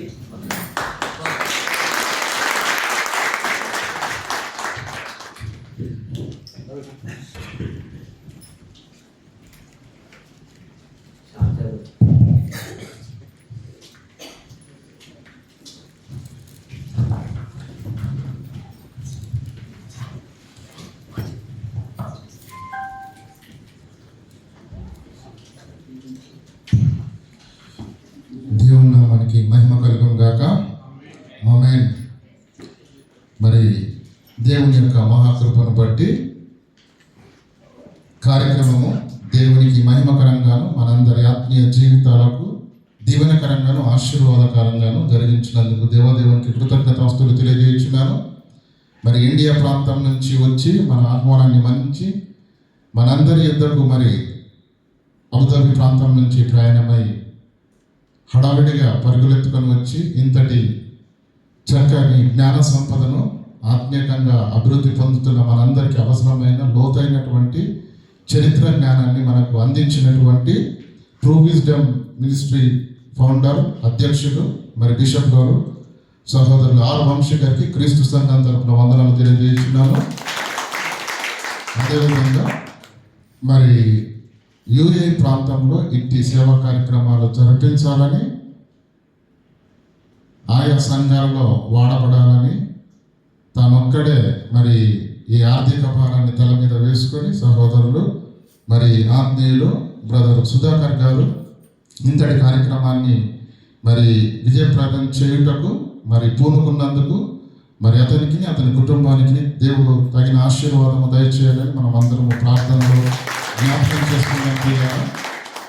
ఈ ఒకే చోట కాకుండా మరి షార్జాలోను, అలైన్లోను, అబుదాబిలోను ఆయా ప్రాంతాల్లో ఉన్నటువంటి క్రీస్తు సంఘాలకు మరి నిలవైన వారి ప్రతి ఒక్కరి యొద్దకు తీసుకుని వెళ్ళి మరి సహోదరుల చేత అద్భుతమైన వాక్యాన్ని పరిచయం చేయడం జరుగుతుంది. కనుక మనం ఏ ప్రాంతంలో ఉన్నప్పటికీ మరి దేవుని పనిలో పాలిభాగస్తులమై ఆ యొక్క దీవెనను ఆశీర్వాదం పొందుకోవలసిన వారమై ఉన్నాము. కనుక మరి ఇంతటి మహాకార్యక్రమాన్ని జరిపించడానికి దేవుడు కృప చూపించాడు. మరి సహకరించినటువంటి ప్రతి ఒక్కరికి ప్రత్యక్షంగాను పరోక్షంగాను పని జరగాలంటే ఒకరి వలన కాదు. కనిపించేవారు కొందరున్నా కనిపించకుండా కష్టపడే వాళ్ళు చాలా ఉంటారు. కానీ వారందరినీ చూస్తున్నవాడు ఆకాశమందున్న దేవుడు. కనుక అందరినీ మరి దేవుడు తన యొక్క కృప చేత ఆశీర్వదించి కాపాడాలని మనస్పూర్వకంగా నేను కోరుకుంటున్నాను. పిల్లల మరి సమయం మించిపోయింది కనుక దయచేసి మనమందరం లేచి నిలబడినట్లయితే కానుకల పాట దయచేసి మరి సహోదరులు ఎవరో ప్రత్యేకమైన పాట ఉందని చెప్పారు, దయతో మన్నించి కేవలం పల్లవి చందాన్ని మాత్రం పాడగలిగితే. అవునా? వచ్చే సుబ్బారావు ముప్పిడి